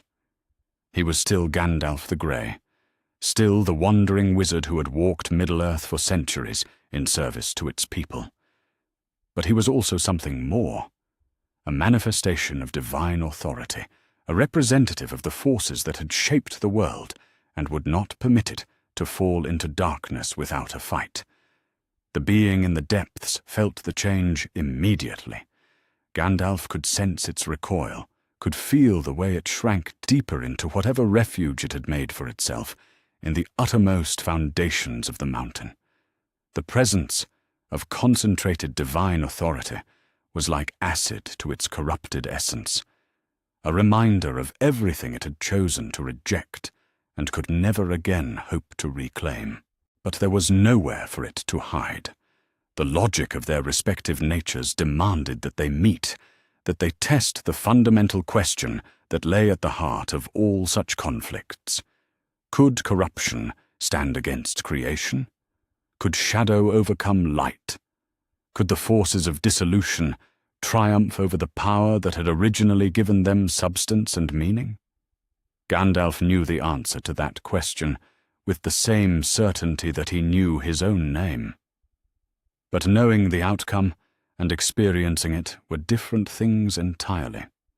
The confrontation would still be real, still be dangerous, still be capable of exacting a price that might be higher than any of them were prepared to pay. As the Fellowship moved deeper into the abandoned halls, as the darkness thickened around them, and the weight of ancient malice pressed down upon them like a physical thing, Gandalf carried within himself both the blazing certainty of ultimate victory and the quiet sadness of one who understood exactly what that victory would cost. He was walking toward a meeting with something that had once been beloved, and that meeting would end with one of them unmade, cast into whatever darkness waited for those who chose corruption over truth. It was, he realized with crystalline clarity, exactly what both of them had been walking toward since the moment the first discord had sounded in the music of the Ainur. All the centuries between that moment and this had been merely prologue, setting the stage for a confrontation that had been inevitable from the beginning. In the depths beneath them, shadow and flame writhed in anticipation and terror. Above, in the body of a grey-robed wanderer, the secret fire burned with the patient certainty of justice that would not be denied. The judgment was coming, and both judge and judged knew it with perfect clarity. What remained was only the working out of details, the when, the where, the how of a reckoning that had been written into the fundamental structure of reality itself. Gandalf tightened his grip on his staff and led the Fellowship deeper into the mountain's heart, carrying within himself the blazing authority of creation and the quiet grief of one who mourned what his brother had chosen to become. Chapter 8. The Chamber of Mazarbel. The sound of mortal footsteps in the abandoned halls pulled at Durin's bane like a hook dragged through water. For so many years the mountain had echoed with nothing but the whisper of wind through empty passages and the occasional fall of loosened stone.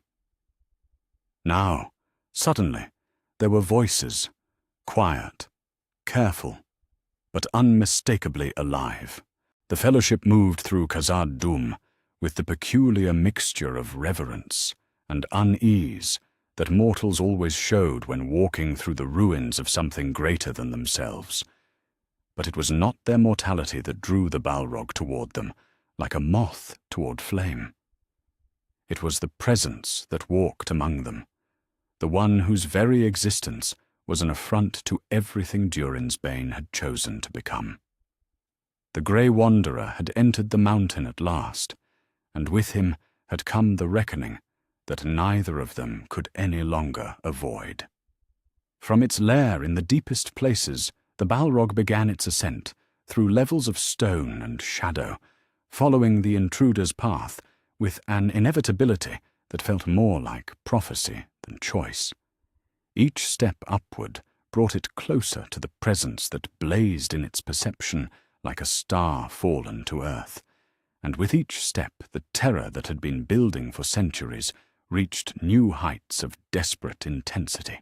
It told itself, as it climbed through the darkness, that this was what it wanted.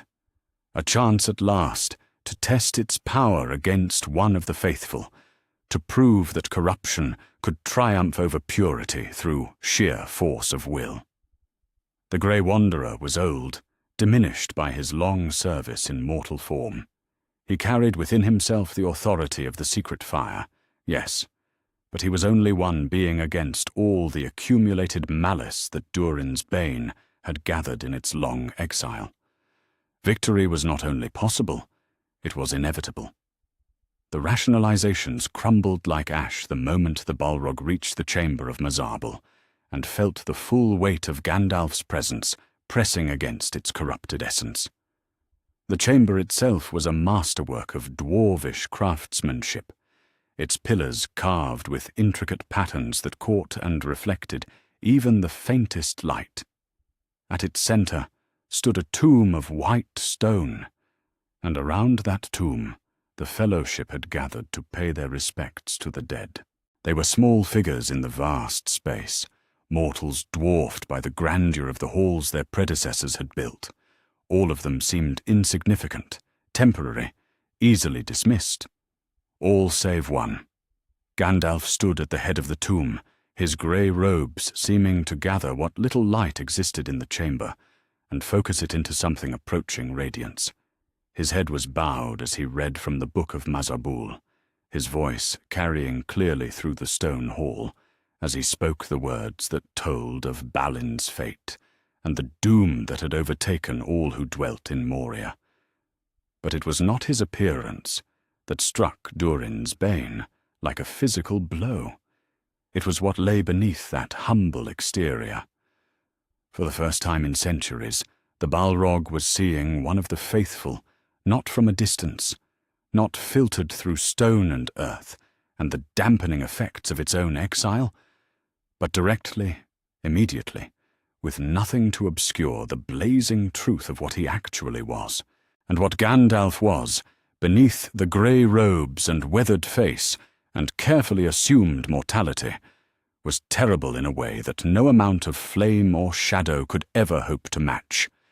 He was authority incarnate, not the borrowed authority of kings or the temporary authority of military commanders, but the fundamental authority of creation itself. The secret fire that burned within him was not merely a source of power, it was the source of all power, the wellspring from which every legitimate force in the universe ultimately derived. To look upon him was to see the very foundation of reality, made manifest in flesh and will and purpose. And to see that foundation was to understand, with perfect and devastating clarity, exactly how far one had fallen in choosing to reject it. Durin's bane had known, intellectually, what it would face when this confrontation finally came. It had told itself that it was prepared for the authority of a servant of Eru, had steeled itself to resist the pull of that original loyalty that still flickered somewhere in the deepest places of its being. But knowing and experiencing were different things entirely. Standing in the presence of such concentrated divine authority was like standing at the edge of an infinite abyss and being forced to look down into depths that had no bottom. The recognition was mutual and immediate. Gandalf's head lifted as the Balrog's attention fixed upon him, and for a moment their eyes met across the space of the chamber. The wizard's gaze was sad but implacable, carrying within it the weight of ages and the quiet certainty of one who understood exactly what he was looking at. He saw not just the corrupted demon that Durin's bane had become, but the echo of what it had once been, and perhaps, most terrible of all, what it might have remained if it had chosen differently. That look of recognition, tinged with what might almost have been pity, was more unbearable than any weapon could have been.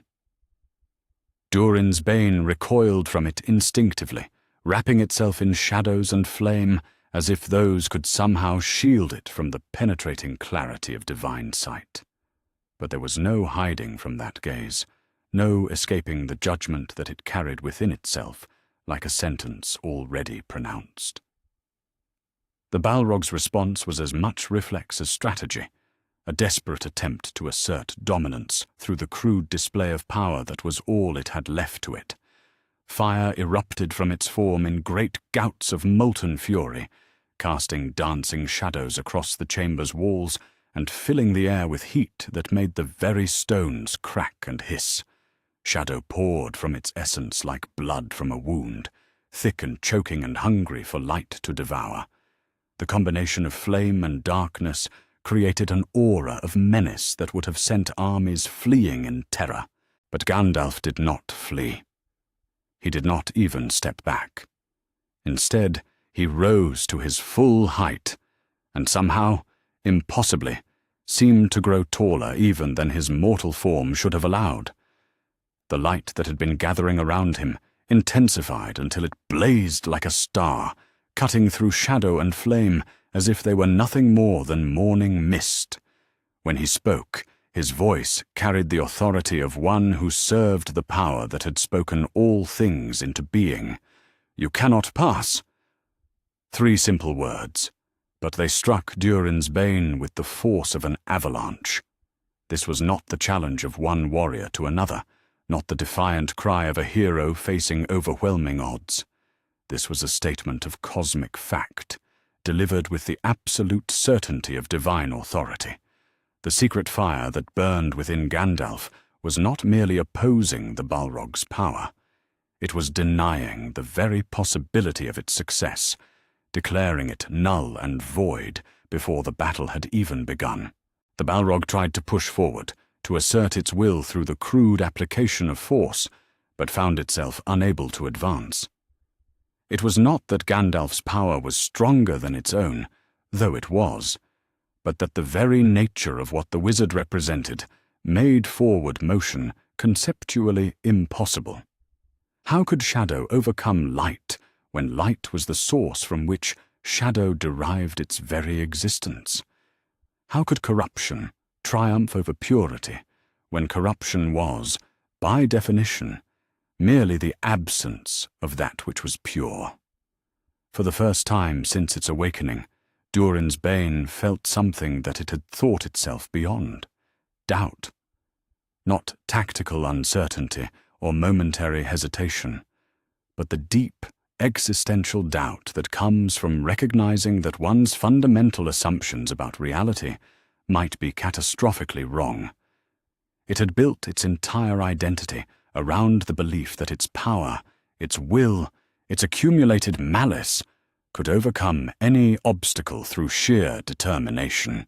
Now, faced with the blazing authority of the secret fire, that belief was crumbling like sandcastles before an incoming tide.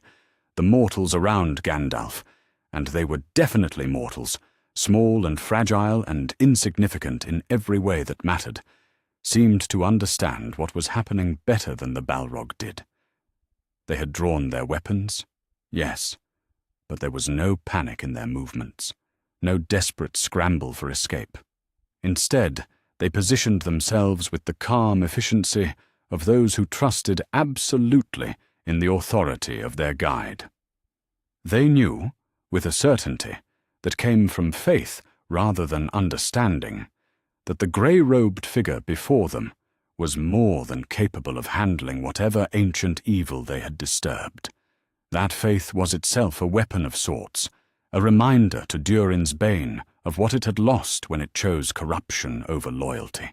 These mortals, brief as candle flames in the span of ages, possessed something that the mighty Balrog could never again hope to achieve: the ability to trust completely in a power greater than themselves. They served not because they were compelled to, but because they chose to. They followed not because they had no other options, but because they believed in the righteousness of their cause. The contrast was devastating. Here was Durin's bane, mighty in power but utterly alone, its strength derived entirely from its own accumulated malice and sustained by nothing more substantial than its own will to continue existing. There was Gandalf, apparently humble, but carrying within himself the authority of creation itself, surrounded by companions who chose to stand with him, not because they had to, but because they wanted to. Which of them really was the stronger? The question was one that Durin's Bane could not bear to answer, so instead it fell back on the only strategy that remained to it: intimidation. If it could not overcome Gandalf's authority through direct confrontation, perhaps it could force him to withdraw through displays of overwhelming malevolence. The Balrog drew itself up to its full height, letting flame and shadow pour from its form until it filled the chamber like a living nightmare.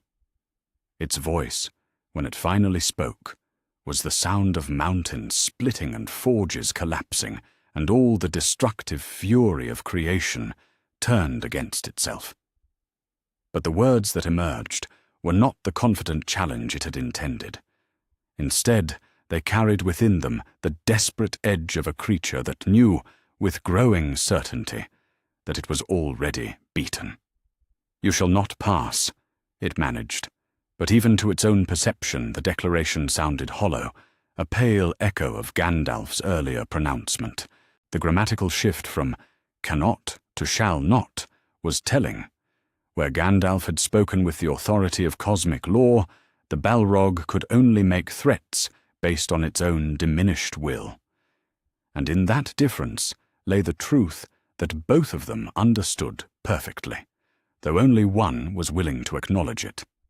This confrontation would not be decided by raw power or tactical brilliance or any of the factors that determined the outcome of ordinary battles.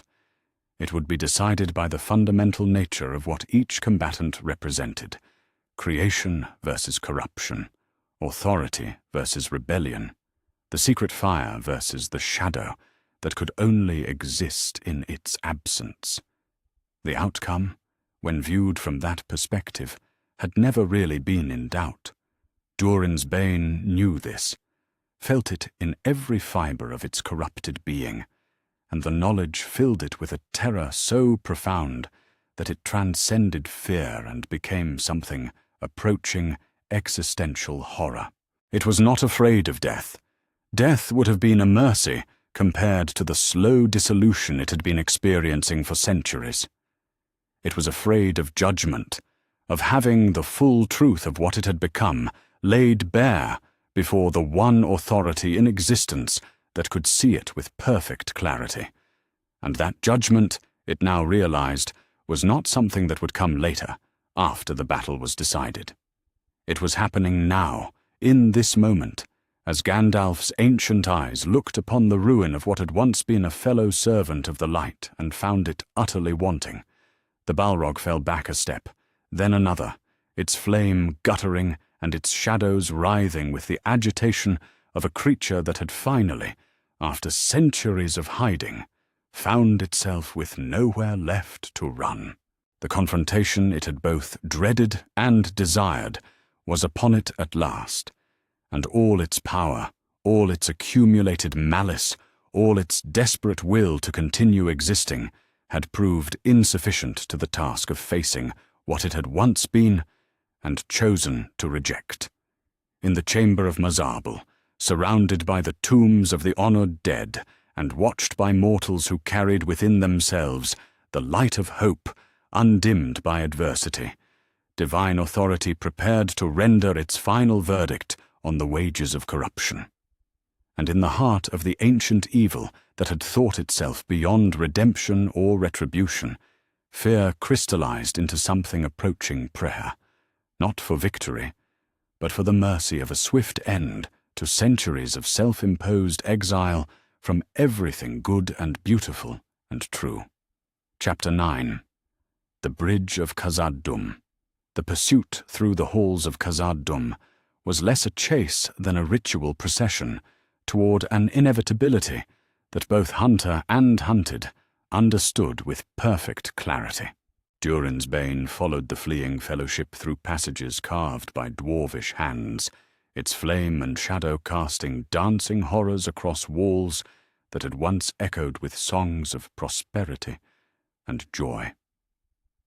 But for all its terrible urgency, for all the thunderous noise of its passage, the Balrog moved with the heavy certainty of one walking toward his own execution. Each step brought it closer to the confrontation it had been dreading for centuries, and each step stripped away another layer of the pretense that this was anything other than divine judgment finally made manifest. The Grey Wanderer ran ahead with his companions, but there was no panic in his movement, no desperate flight from overwhelming force. Instead, he moved with the purposeful stride of one who knew exactly where he was going and why he had to go there. The bridge, when they reached it, stood like a statement, written in stone, across the chasm of Khazad-dûm. It was a marvel of dwarvish engineering, a single span of rock that arced gracefully over depths that seemed to plunge toward the very foundations of the world. 50 feet of naked stone, carved from the living mountain and polished smooth by centuries of careful maintenance, with no railing or support to mar its elegant simplicity. It was also, Durin's bane realized with growing dread, exactly the sort of place where an ending might be written. The Fellowship crossed quickly, their mortal feet sure on the ancient stonework despite the abyss that yawned beneath them. Only Gandalf lingered, turning as he reached the far side to face the approaching horror, with the calm resolve of one who had always known this moment would come. The Balrog slowed as it entered the chamber, its flame suddenly seeming smaller in the vast space, its shadow less absolute when measured against the depth of the chasm. For a moment that stretched like an eternity, the two Maiar regarded each other across the span of the bridge. Ancient enemies, but more than that, fallen brothers whose paths had diverged in the timeless halls before the world was made. One had chosen faithfulness, accepting limitation and service in exchange for the authority that came from alignment with cosmic purpose. The other had chosen rebellion, seeking power without constraint, only to discover that power without purpose was merely another form of exile. "You cannot pass," Gandalf said, and his voice carried through the vast chamber with the resonance of absolute truth. But this time there was something different in his tone, something that had not been present in their earlier encounter. This was not merely a statement of tactical reality or even divine authority. This was a pronouncement that reached beyond the immediate moment to touch something fundamental about the nature of existence itself. Durin's bane felt the words strike it like physical blows, each syllable carrying within it the weight of cosmic law made audible. Cannot was not a limitation being imposed from without, but a recognition of what was already true, that corruption, by its very nature, could not overcome the source from which it had originally derived. It was not that Gandalf's power was preventing the Balrog from crossing. It was that crossing had become conceptually impossible the moment divine authority chose to manifest itself in opposition. Still the Balrog advanced, because advancing was all it knew how to do. Its whip of flame cracked against the stones as it approached the bridge, sending molten droplets cascading into the abyss below. Shadow poured from its form like smoke from a funeral pyre, and the very air around it shimmered with heat that would have killed mortals at a dozen paces. It was a display of power that should have sent armies fleeing in terror, a manifestation of malevolence so complete that it seemed to darken the very concept of light. But Gandalf didn't flee. Instead, he took a single step forward onto the bridge, and as his foot touched the ancient stone, something fundamental changed in the quality of the light around him. "I am a servant of the secret fire," he declared, and the words rang through the chamber like bells cast in silver and steel. The light that had been gathering around him intensified, until it blazed like a star brought down to earth, cutting through shadow and flame as if they were nothing more than morning mist. Wielder of the Flame of Anor. Each title he claimed was not boastful declaration, but simple statement of fact, and each fact struck Durin's Bane with the force of revelation. The secret fire, the power that had spoken all things into being, the source from which every legitimate authority derived, the creative force that sustained reality against the constant pressure of entropy and decay. And the flame of Ornor, the light of the sun itself, kindled by the valor and set in the heavens as a monument to the triumph of creation over the void. These were not merely powers that Gandalf wielded. They were the authorities he served, the cosmic principles he embodied in his humble, mortal form.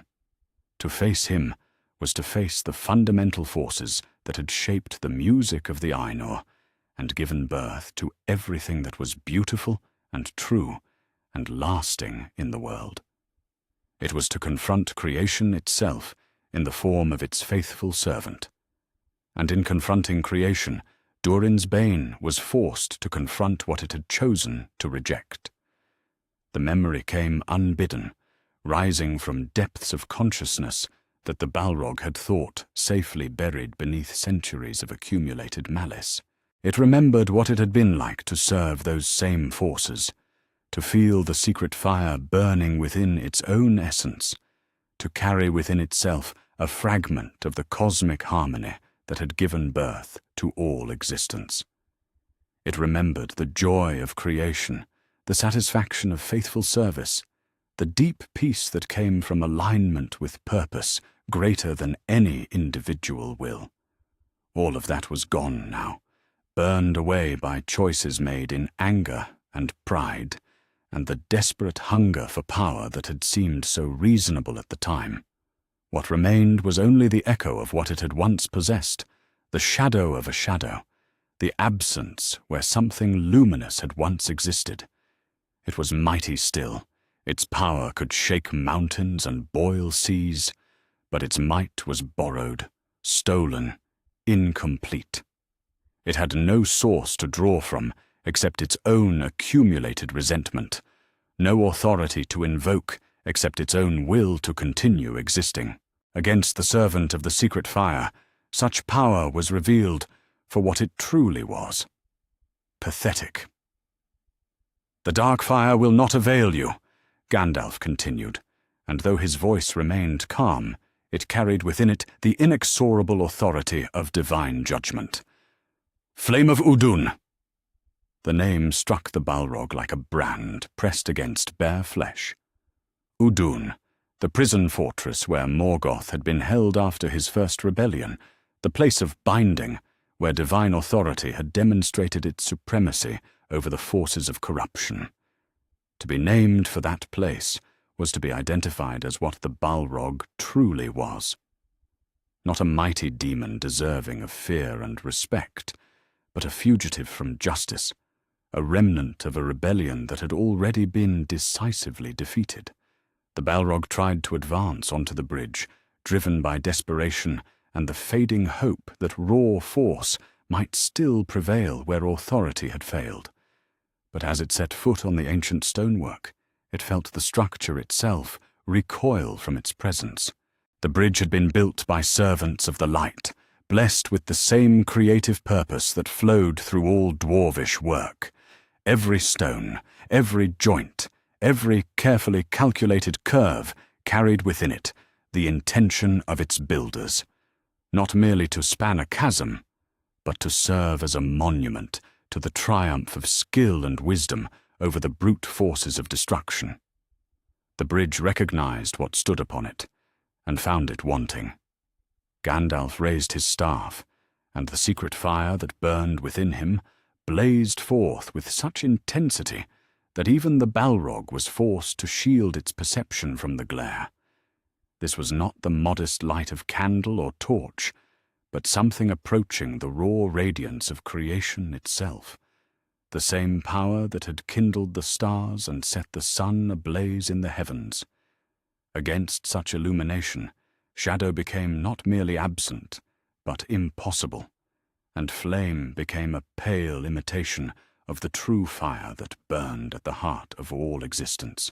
"You cannot pass," Gandalf declared for the third and final time, and this repetition carried with it the weight of cosmic law 3 times pronounced, 3 times confirmed, 3 times made immutable. The phrase had become more than warning or threat. It had become reality itself, a fundamental truth about the nature of existence as unshakable as the foundations of the world. Durin's Bane struck at the staff with its weapon, a blade of shadow and flame that had cleaved through the finest dwarvish mail as if it were paper. The 2 powers met in a clash that sent shockwaves through the very structure of the mountain, and for a moment the outcome hung in perfect balance: corruption against purity, destruction against creation, rebellion against faithful service. Then the balance tilted, and the Balrog's weapon shattered like glass against the authority of the secret fire. The blade that had been forged in the deepest furnaces of Angband, tempered with hatred and quenched in the blood of the innocent, proved insufficient to the task of opposing the power that had spoken all swords, and all the metal they were made from, into existence in the first place. The sight of its primary weapon destroyed sent the last of the Balrog's courage fleeing like shadow before dawn. It was forced to confront the truth that it had been trying to deny since the moment it first sensed Gandalf's approach. This was not a battle between equals, not a contest where victory might go to either side depending on skill or luck or determination.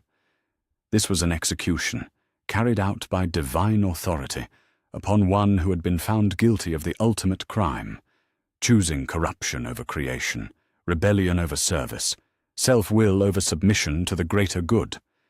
And the sentence, Durin's Bane, realized with crystalline clarity, was not merely death. It was unmaking, the complete dissolution of everything it had chosen to become, until nothing remained but the memory of what it might have been if it had chosen differently.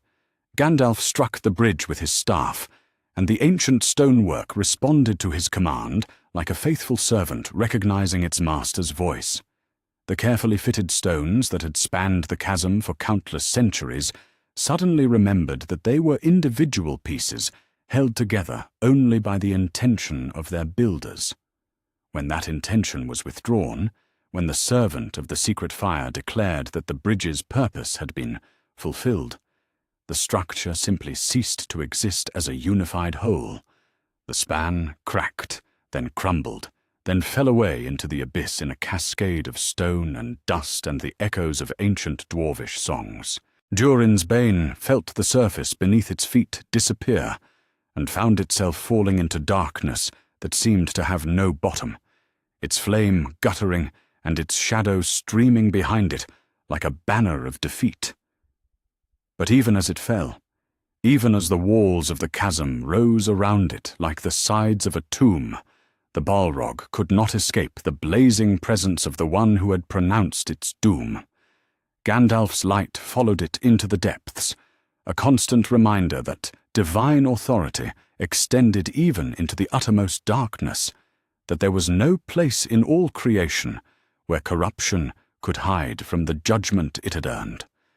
The last thing Durin's Bane saw before the darkness claimed it was that terrible, compassionate gaze, the look of one who mourned what his brother had chosen to become, even as he served as the instrument of cosmic justice that would unmake him entirely. It was, the falling Balrog realized in its final moment of clarity, exactly the look that Eru himself would have worn when the first discord sounded in the music of the Ainur, and the future of all rebellion was written in notes that could never be unsung. Divine authority had spoken its final word, and corruption had no choice but to listen. Chapter 10. Shadow and Flame versus Secret Fire. The battle that erupted on the bridge of Khazad-dûm was unlike any conflict that Middle-earth had witnessed since the Elder Days. This was not the crude clash of sword against sword, or the tactical maneuvering of armies across a field.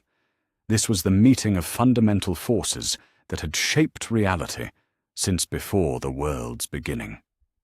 Two Maiar, equal in their origins, but utterly opposed in what they had chosen to become, brought to bear powers that made the very air crackle with energies that mortal minds could barely comprehend. From Gandalf's perspective, the battle was less a fight than a manifestation of cosmic law working itself out through physical reality. The secret fire that burned within him was not merely a weapon to be wielded, but the expression of creation's absolute authority over everything that sought to corrupt or destroy it. Each movement of his staff, each word of power he spoke, each blazing expression of divine will carried with it the inevitable certainty of mathematical proof. This was not a question of whether he would prevail, but of how long it would take for cosmic justice to express itself completely. The light that poured from his form was not gentle. It had passed beyond mercy into the realm of pure authority, where compassion was expressed through the absolute refusal to allow corruption to continue its destructive work. When that light touched the Balrog's flame, it did not simply outshine it. It revealed it for what it truly was. Where Gandalf's radiance blazed with the white-hot intensity of stars being born, Durin's Bane's fire guttered like a candle flame in a hurricane, red and smoky and inadequate to the space it tried to fill. The difference was fundamental, not merely one of degree, but of essential nature. The secret fire was the source from which all other fires derived their existence, the original creative force that had kindled the first flame in the void and set it burning in the heart of reality. The Balrog's shadow and flame were derivatives, corruptions of that original gift, twisted into instruments of destruction rather than creation. They possessed real power, yes, but it was borrowed power, stolen light, incomplete and inherently unstable when confronted with the source from which it had originally sprung. From Durin's Bane's perspective, the battle was a descent into an increasingly desperate nightmare. Every weapon it brought to bear against the Grey Wizard proved inadequate, not because Gandalf was stronger, though he was, but because the very concept of opposition to his authority was revealed as fundamentally impossible. The Balrog's whip of flame, which had cut down armies and shattered fortress walls, hissed and recoiled when it met the staff of power, as if the fire itself recognized that it had no business attempting violence against the force that had given it existence. The creature's sword, forged in the depths of Angband and tempered with hatred so pure it had taken physical form, shattered like glass when it met Glamdring, Gandalf's own blade. But the breaking was not the simple result of superior metallurgy or greater enchantment. It was the inevitable consequence of corruption meeting purity in direct conflict. The shadow-forged weapon simply couldn't maintain its integrity when exposed to the blazing truth of what a sword was meant to be. Each failure sent new waves of panic through the Balrog's consciousness. It had built its entire identity around the belief that sufficient power, applied with sufficient ruthlessness, could overcome any obstacle. But power, it was discovering, was not merely a matter of raw force. True power came from authority, and authority came from alignment with the fundamental principles that governed existence itself. The Balrog possessed might. It could still shake mountains and boil seas if it chose. But might without legitimacy was revealed as merely another form of weakness when confronted with power that flowed directly from the source of all legitimate authority. The bridge beneath their feet groaned under the strain of containing such concentrated cosmic forces. The ancient stonework, which had stood firm for millennia against every natural catastrophe the mountain could produce, began to crack and shift as reality itself struggled to accommodate the presence of such opposed energies. Each clash between staff and whip, each moment when light and shadow met in direct opposition, sent stress fractures racing through the carefully fitted stones like spider webs of inevitable destruction. Gandalf felt the bridge's distress through his connection to the secret fire, which had blessed the original builders and guided their hands in the creation of this marvel of engineering. The structure was crying out in pain, its essential nature corrupted by the presence of forces it had never been designed to contain. He could have preserved it, could have channeled the destructive energies elsewhere. But preservation was not the mission he had been given. Sometimes creation required destruction, the tearing down of what was beautiful and good in service of protecting something even more precious.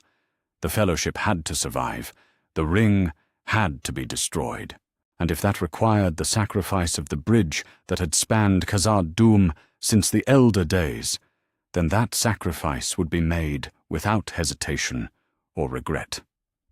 The secret fire demanded no less than absolute commitment to the greater good, even when that good required the destruction of lesser goods in its service. Durin's Bane sensed the shift in Gandalf's intention and recognized it for what it was, not retreat, but the preparation for a final stroke that would end their confrontation once and for all. The Balrog threw itself forward in a last desperate assault, pouring every ounce of its accumulated malice into one overwhelming attack that would either destroy its opponent or exhaust itself entirely in the attempt. Shadow and flame erupted from its form in torrents that turned the air itself black and boiling. The creature's whip cracked again and again against Gandalf's defenses, each strike carrying with it the concentrated hatred of centuries. Its voice rose in a roar that seemed to shake the very foundations of the mountain. Not words, but pure, malevolent will made audible, the sound of corruption seeking to impose itself on reality through sheer force of denial. But denial, no matter how forcefully expressed, could not overcome affirmation. Gandalf stood unmoved in the center of the storm of shadow and flame, his light not dimmed, but rather intensified by the opposition it faced. The secret fire within him blazed forth with such intensity that the Balrog was forced to shield its perception from the glare, and when that light touched the creature's shadows, they did not simply retreat. They were revealed to have never truly existed in the first place. This was the ultimate truth that Durin's Bane had been fleeing from since its first moment of discord in the music of the Ainur. Corruption was not the opposite of creation, but merely its absence. Shadow was not the enemy of light, but simply the space where light had chosen not to shine. And when light chose to shine fully, completely, without reservation or compromise, shadow simply ceased to be a meaningful concept. The Balrog felt itself beginning to unravel, not physically, but at the deeper level of essential being. The corruption that defined its existence was burning away like dross in a furnace, leaving behind only the echo of what it had once been before the fall. For a moment, just a moment, it glimpsed what it might have become if it had made different choices, had chosen service over rebellion, creation over destruction, submission to cosmic order over the desperate pursuit of individual will. The vision was beautiful and terrible and completely unbearable. To see what it had lost, to understand what it might have been, was to confront the full weight of its own culpability in choosing the path that had led to this moment. The Balrog had been a servant of the light once, had carried within itself a fragment of the same divine authority that now blazed so terribly in Gandalf's eyes. It had possessed the capacity for wonder, for joy, for the selfless love that was the highest expression of conscious existence. All of that was gone now, burned away by choices made in anger and pride, and the illusion that power without purpose was somehow preferable to service with meaning. What remained was only the hollow shell of what it had once been, animated by nothing more substantial than its own stubborn refusal to acknowledge the justice of its fate. Gandalf raised his staff high, and the secret fire gathered around it like a star being born in the darkness of the void. This was not wrath in any mortal sense, but something far more terrible, the expression of divine justice finally brought to its inevitable conclusion.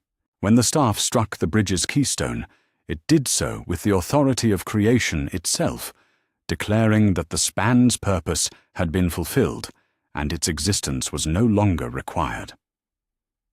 The ancient stones responded to that declaration like faithful servants recognizing their master's voice. They had held together for millennia through their shared dedication to a common purpose. But when that purpose was withdrawn, when the authority that had blessed their creation declared that their service was complete, they simply let go. The bridge didn't collapse so much as it ceased to exist as a unified structure, its component parts suddenly remembering that they were individual stones held together only by intention and will. Durin's Bane felt the surface disappear beneath its feet and found itself falling into darkness that seemed to have no bottom. But even as it fell, even as the walls of the chasm rose around it like the sides of a grave, it could not escape the presence of the one who had pronounced its doom. Gandalf was falling too, his mortal form dragged down by the Balrog's whip, even as his spiritual authority remained undiminished by physical circumstance. The Grey Wizard's light followed them both into the depths, a constant reminder that divine judgment extended even into the uttermost darkness, that there was no place in all creation where corruption could hide from the consequences of its choices. As they fell together through the black air, their battle continued on levels that had nothing to do with physical force or material weapons. This was the final test, the ultimate confrontation between creation and corruption that had been building since the first discord sounded in the music of the Aenor. In the darkness of the chasm, with nothing but the abyss around them and eternity stretching ahead, the fundamental question would finally be resolved. Could corruption overcome its source, or would creation's authority prove absolute even in the moment of apparent defeat? The secret fire blazed forth one final time as they fell, and in its radiance, Durin's Bane saw its own fate written in letters of flame and light. Not mere destruction, that would have been too simple, too clean for what it had chosen to become. Instead, it faced something far more terrible, the complete revelation of what it truly was, stripped of all pretense and justification and desperate rationalization. It was a fragment of creation that had chosen to turn against itself, a child of light that had embraced darkness, a servant of the cosmic order that had devoted its existence to rebellion against the very forces that had given it meaning in the first place. And in choosing rebellion, it had not found freedom, but only a different, more subtle form of bondage, slavery to its own accumulated malice, imprisonment within the walls of its own wounded pride. The secret fire offered no mercy, because mercy, in this context, would have been cruelty. To preserve what the Balrog had chosen to become would be to eternalize its suffering, to make permanent the very corruption that caused it such agony. True compassion demanded that the choice be honored fully, completely, to its ultimate conclusion, and the ultimate conclusion of choosing corruption over creation was to be consumed entirely by the corruption one had embraced. As they fell together into the depths beneath Khazad-dûm, Gandalf's light continued to blaze undiminished, a beacon of hope that would guide him through whatever trials lay ahead. But Durin's Bane's flame guttered and failed, its shadows writhing with the death agonies of something that had finally run out of lies to tell itself about what it had chosen to become. Divine authority had spoken its final word, and corruption had no choice but to listen. Even as it fell into the darkness it had made for itself through centuries of faithful service to everything that was opposed to light. Chapter 11. The fall into darkness. The abyss beneath Khazad-dûm had no bottom that either mind could perceive, only an endless descent through darkness, so complete it seemed to have weight and substance of its own. Gandalf and Durin's Bane fell together through that black void, their battle continuing even as they plummeted toward depths that predated the mountain's construction, that reached back to the fundamental bones of Arda itself. For the Balrog, the fall was a nightmare beyond comprehension. Everything it had understood about the nature of conflict, everything it had believed about the relationship between power and victory, was being systematically destroyed with each passing moment. The Grey Wizard should have been at a disadvantage here, in this place of shadow and flame, where the very air burned with ancient malice. Cut off from the light of sun and star, separated from his mortal companions, falling toward what was surely his death. By every measure that made sense, Gandalf should have been weakening. Instead, his light grew brighter.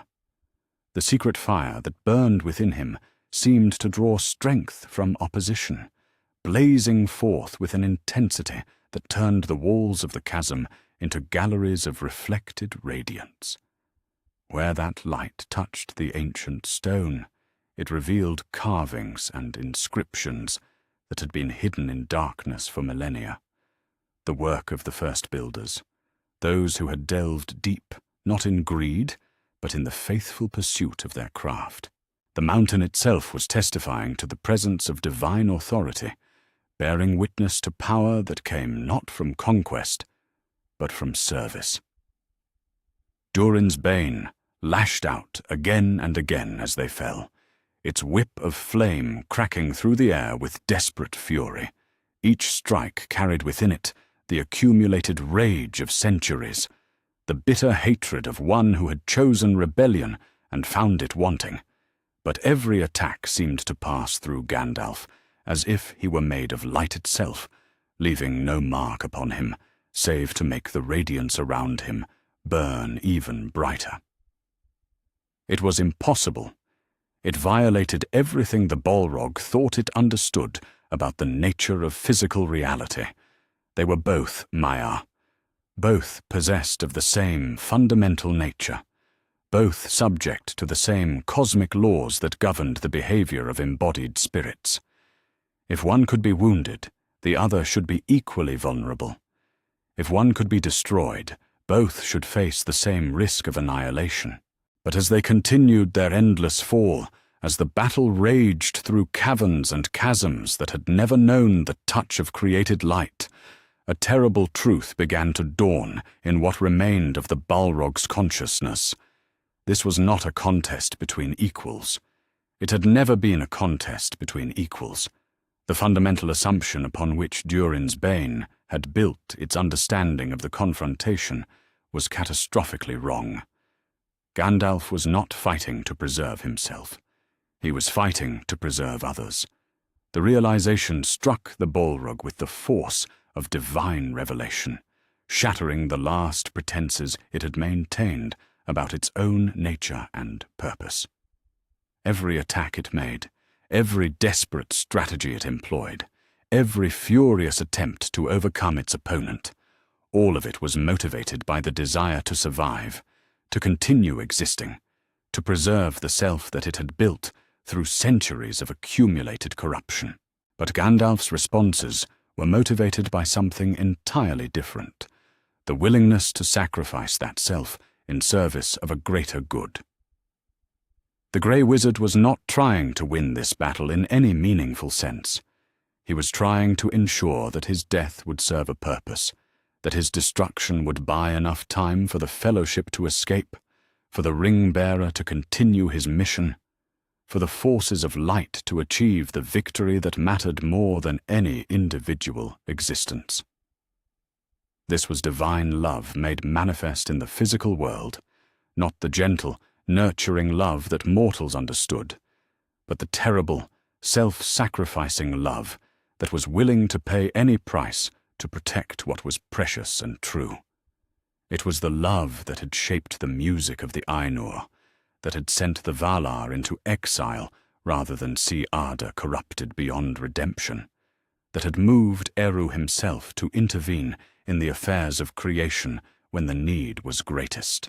And it was the one force in all existence that corruption could never hope to overcome, because corruption was, by its very nature, the commitment to self-preservation above all other considerations.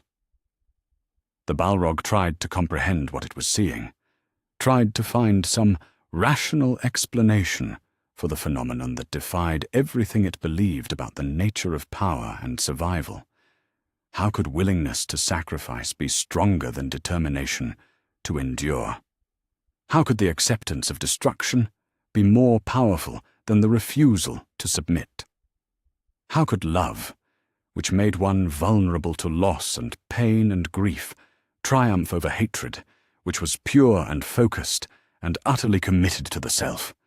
But comprehension was impossible, because comprehension would have required the Balrog to acknowledge that its fundamental choices had been wrong. To understand divine love, one had to possess at least the capacity for self-sacrifice, the ability to conceive of something more important than one's own continued existence. That capacity had been the first thing Durin's Bane had surrendered when it chose corruption over faithfulness, and without it, the concept of sacrificial love remained forever beyond its reach. All it could do was witness the impossible, a being of divine authority, growing stronger, not weaker as death approached, blazing brighter, not dimmer as destruction closed in around them both. Gandalf's light filled the abyss like liquid starfire, and in that radiance the Balrog saw reflected every choice it had made since the first discord in the music, every moment when it had chosen self over service, preservation over purpose, survival over sacrifice. The accumulated weight of those choices was crushing.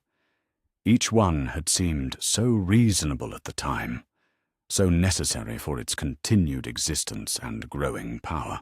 But seen in the light of divine love, they were revealed as the steps of a long descent into a darkness that was not the absence of light, but the absence of the capacity to love anything more than oneself. As they struck the bottom of the chasm at last, for even the deepest abyss must have an end, the battle entered its final phase. Here in the uttermost depths, where the roots of the mountain touched the foundations of the world, where darkness was so complete it had become a living thing, Durin's Bane made its last stand against the truth it could no longer deny. The creature unleashed every ounce of its accumulated power, every fragment of malice it had gathered during its long exile, every weapon of shadow and flame that centuries of corruption had placed at its disposal. The very stones around them cracked and melted under the assault, and the air itself caught fire from the intensity of the Balrog's desperate fury. But desperation, no matter how complete, could not overcome the quiet certainty of divine love. Gandalf met each attack not with matching violence, but with the unshakable peace of one who had already accepted the cost of victory. His light did not flare or pulse with the rhythm of conflict. It simply was, as constant and inevitable as the love that sustained all creation. The contrast was devastating to behold. On one side stood corruption in its purest form, all-consuming rage, infinite hunger for survival, the desperate refusal to accept any outcome that did not preserve the self. On the other stood divine love equally pure, willing sacrifice, infinite commitment to service, the joyful acceptance of any cost that served a greater good. And in that contrast, Durin's Bane finally understood what it had been fearing all along. It had told itself that it feared Gandalf's power, his authority, his connection to the secret fire that had shaped creation. But those were merely symptoms of the deeper truth that the Balrog had been fleeing since the first moment of their encounter. What it truly feared, what filled it with existential terror so profound it transcended every other consideration, was the recognition of what it had lost in choosing corruption. It had once been capable of love. In the timeless halls before the discord, it had possessed the same capacity for self-sacrificing service that now blazed so terribly in Gandalf's eyes. It had been able to conceive of purposes greater than its own existence, to find joy in submission to cosmic order, to experience the deep peace that came from alignment with divine will. All of that was gone now, burned away by choices made in pride and anger, and the desperate hunger for power that came without cost. What remained was only the echo of what it had once possessed, the shadow of a shadow, the absence where something luminous had once existed. It was mighty still in its corruption, capable of terrible destruction and unimaginable cruelty. But it was no longer capable of the one thing that made existence meaningful, the ability to love something more than itself, and to be confronted with that love in its purest form, to see it blazing forth from one who had remained faithful when faithfulness cost everything, was to face the full weight of what had been sacrificed on the altar of individual will. The Balrog's final attack was not born of strategy or hope of victory, but of the unbearable need to destroy the mirror that showed it what it had chosen to become. If it could unmake Gandalf, could extinguish that terrible light, perhaps it could return to the comfortable darkness where it had convinced itself that its choices had been reasonable, necessary, justified by the harsh realities of existence. But the attack failed, as it had to fail, because hatred ultimately consumed itself when confronted with love that was willing to be consumed for others. The Balrog's flame guttered and failed, its shadow writhed and dissipated. Its very essence began to unravel as the corruption that sustained it finally encountered a force it could neither overcome nor comprehend. As destruction closed around it, as the last pretenses fell away and it faced the truth of what it had chosen to become, Durin's Bane experienced a moment of absolute clarity. It saw, with perfect vision, the path it had walked from the timeless halls to this abyss beneath the world. Every choice, every turning, every moment when it had chosen self over service was laid bare before it like a map written in fire and shadow. And at the end of that path stood Gandalf, blazing with the love it had rejected, offering in his very presence the possibility of redemption that the Balrog was no longer capable of accepting. The final irony was devastating in its completeness. Divine love had not come to destroy, but to save, not to condemn, but to offer mercy even in the moment of judgment. But mercy required the capacity to receive it, and that capacity was exactly what corruption had stolen away. The Balrog could see salvation offered freely, could recognize the love that had pursued it even into this uttermost darkness, but it could no longer reach out to accept what was being given. As its essence finally dissolved under the pressure of encountering love too pure for corruption to endure, Durin's Bane understood at last what it had truly feared in Gandalf's presence. Not power, not authority, not even divine judgment, but divine love, which was more terrible than any wrath, because it revealed not what one was, but what one might have been if different choices had been made. The secret fire blazed forth one final time in the depths beneath Khazad-dûm, and in its radiance the last of the great Balrogs passed from Middle-earth forever, carrying with it the knowledge that love, patient, sacrificial, willing to pay any price for the beloved, was indeed the force that moved the sun and stars and held all creation together in its gentle, inexorable embrace. Chapter 12. The White Council's Wisdom. In the realm beyond the circles of the world, where time moves differently, and the voices of the Valar still echo with the authority of creation's first song, a grey-robed figure stood before the throne of Eru Ilúvatar himself. The mortal form that had been Gandalf the Grey was gone, consumed in the fires of divine judgment beneath Khazad-dûm. But the spirit that had animated it, Olorin the faithful servant, remained intact, bearing within himself the memory of sacrifice willingly made and mission faithfully pursued. "It is finished," he said, though words were unnecessary in this place where thought and intention flowed as naturally as music once had in the timeless halls. The task given to him in that distant abyss had been completed. The last of the great Balrogs had been unmade. The ancient fear that had driven it into hiding finally revealed for what it truly was. Not terror of divine wrath, but recognition of divine love that corruption could neither understand nor endure.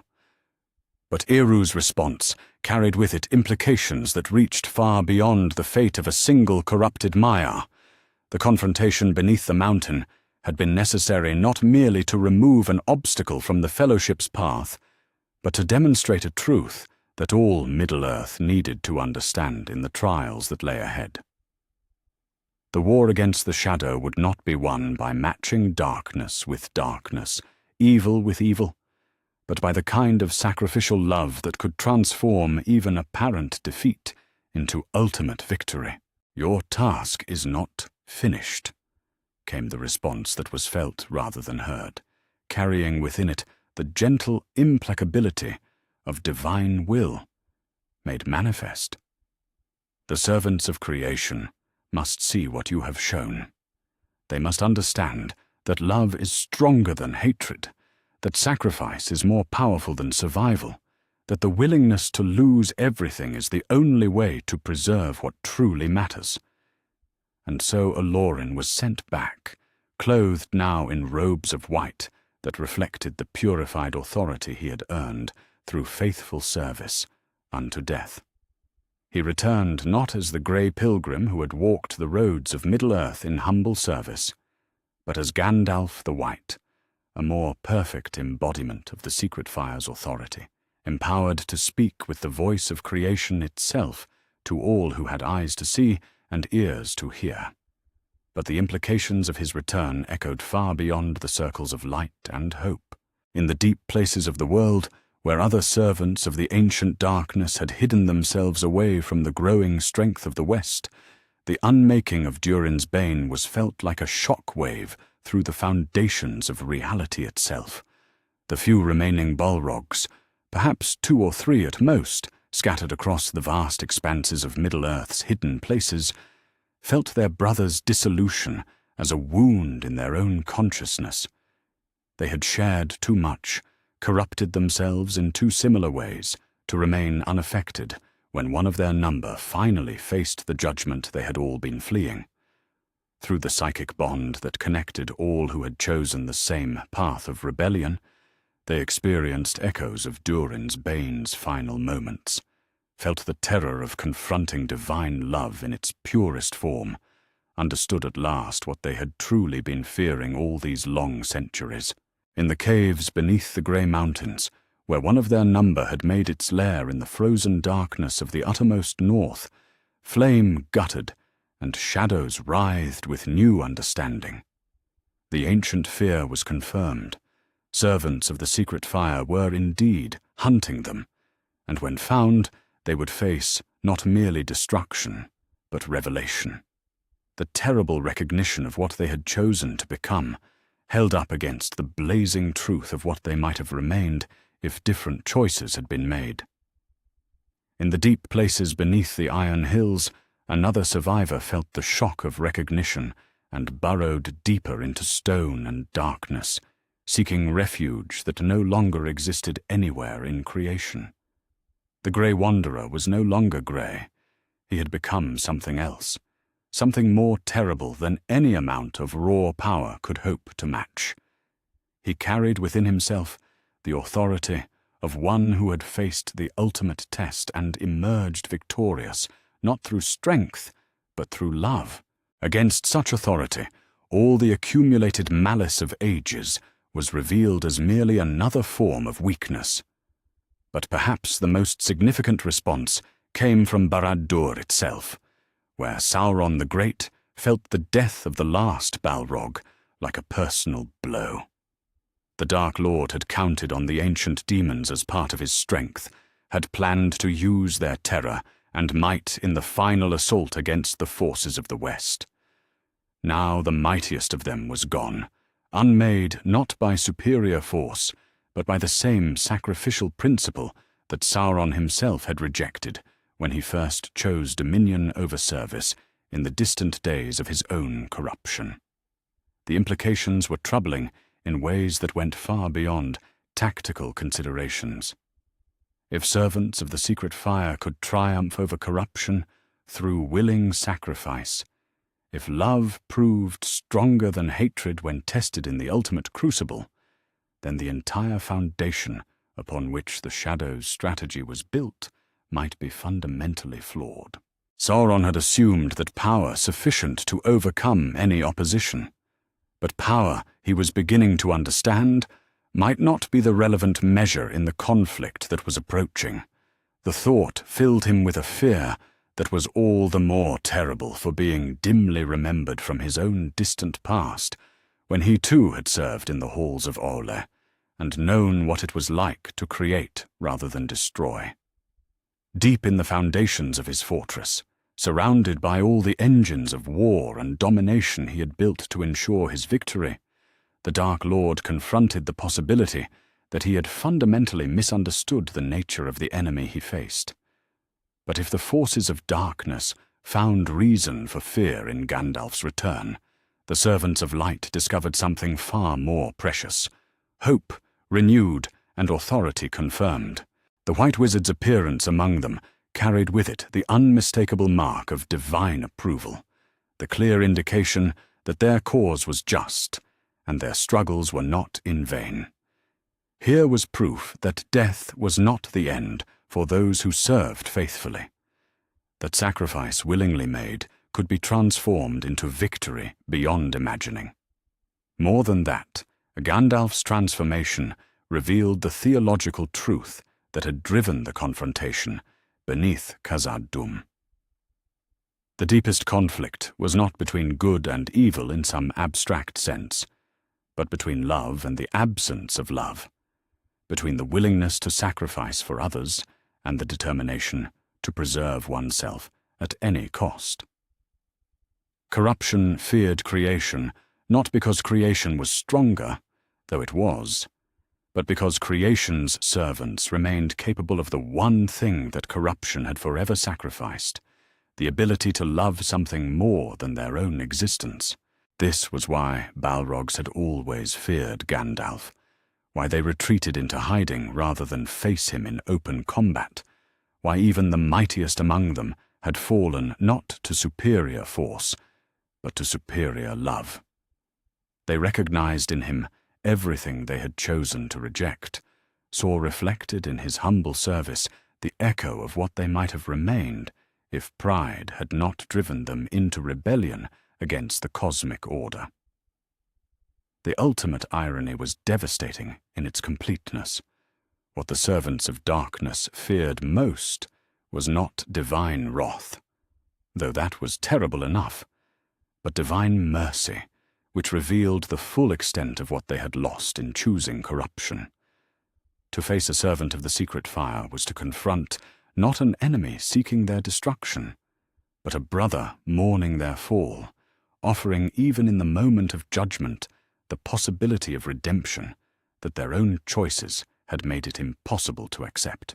Gandalf the White understood this truth with perfect clarity as he walked once more among the peoples of Middle-earth, carrying within himself the authority of one who had died and been sent back to complete his mission.